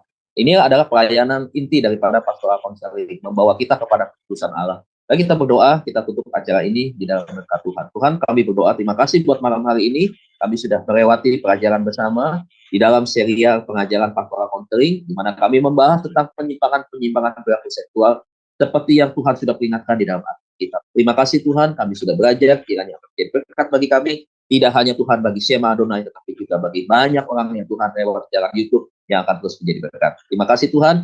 Saat ini kami akan melanjutkan aktivitas kami. Tuhan kiranya menolong dan menyertai kami. Mari Bapak Ibu angkat kedua tangan kita, terima berkat daripada Tuhan. Kekasih-kekasih Tuhan, terima berkat Allah Bapa kita di surga. Kita kasih daripada Tuhan kita Yesus Kristus, pertolongan penghiburan penyataan Roh Kudus akan terus menyertai kita mulai malam hari ini sampai Tuhan Yesus datang dengan awan permai menjemput kita, menjadikan kita semua pemenang, bahkan lebih daripada pemenang yang percaya dan berkati bersama-sama kita katakan. Amin. Terima kasih Bapak Ibu saudara sekalian. Sampai jumpa di lain waktu. Baik, Bapak Ibu yang terkasih di dalam Tuhan, saya mengucapkan terima kasih dari Zoom Sema Adonai. Minggu depan, hari Sabtu depan, Bapak Pendeta Dedi akan melanjutkan pelajaran konseling ya. Jadi pelajaran berikutnya tunggu nanti pemberitahuan dari kami. Dan Bapak Ibu, stay tune.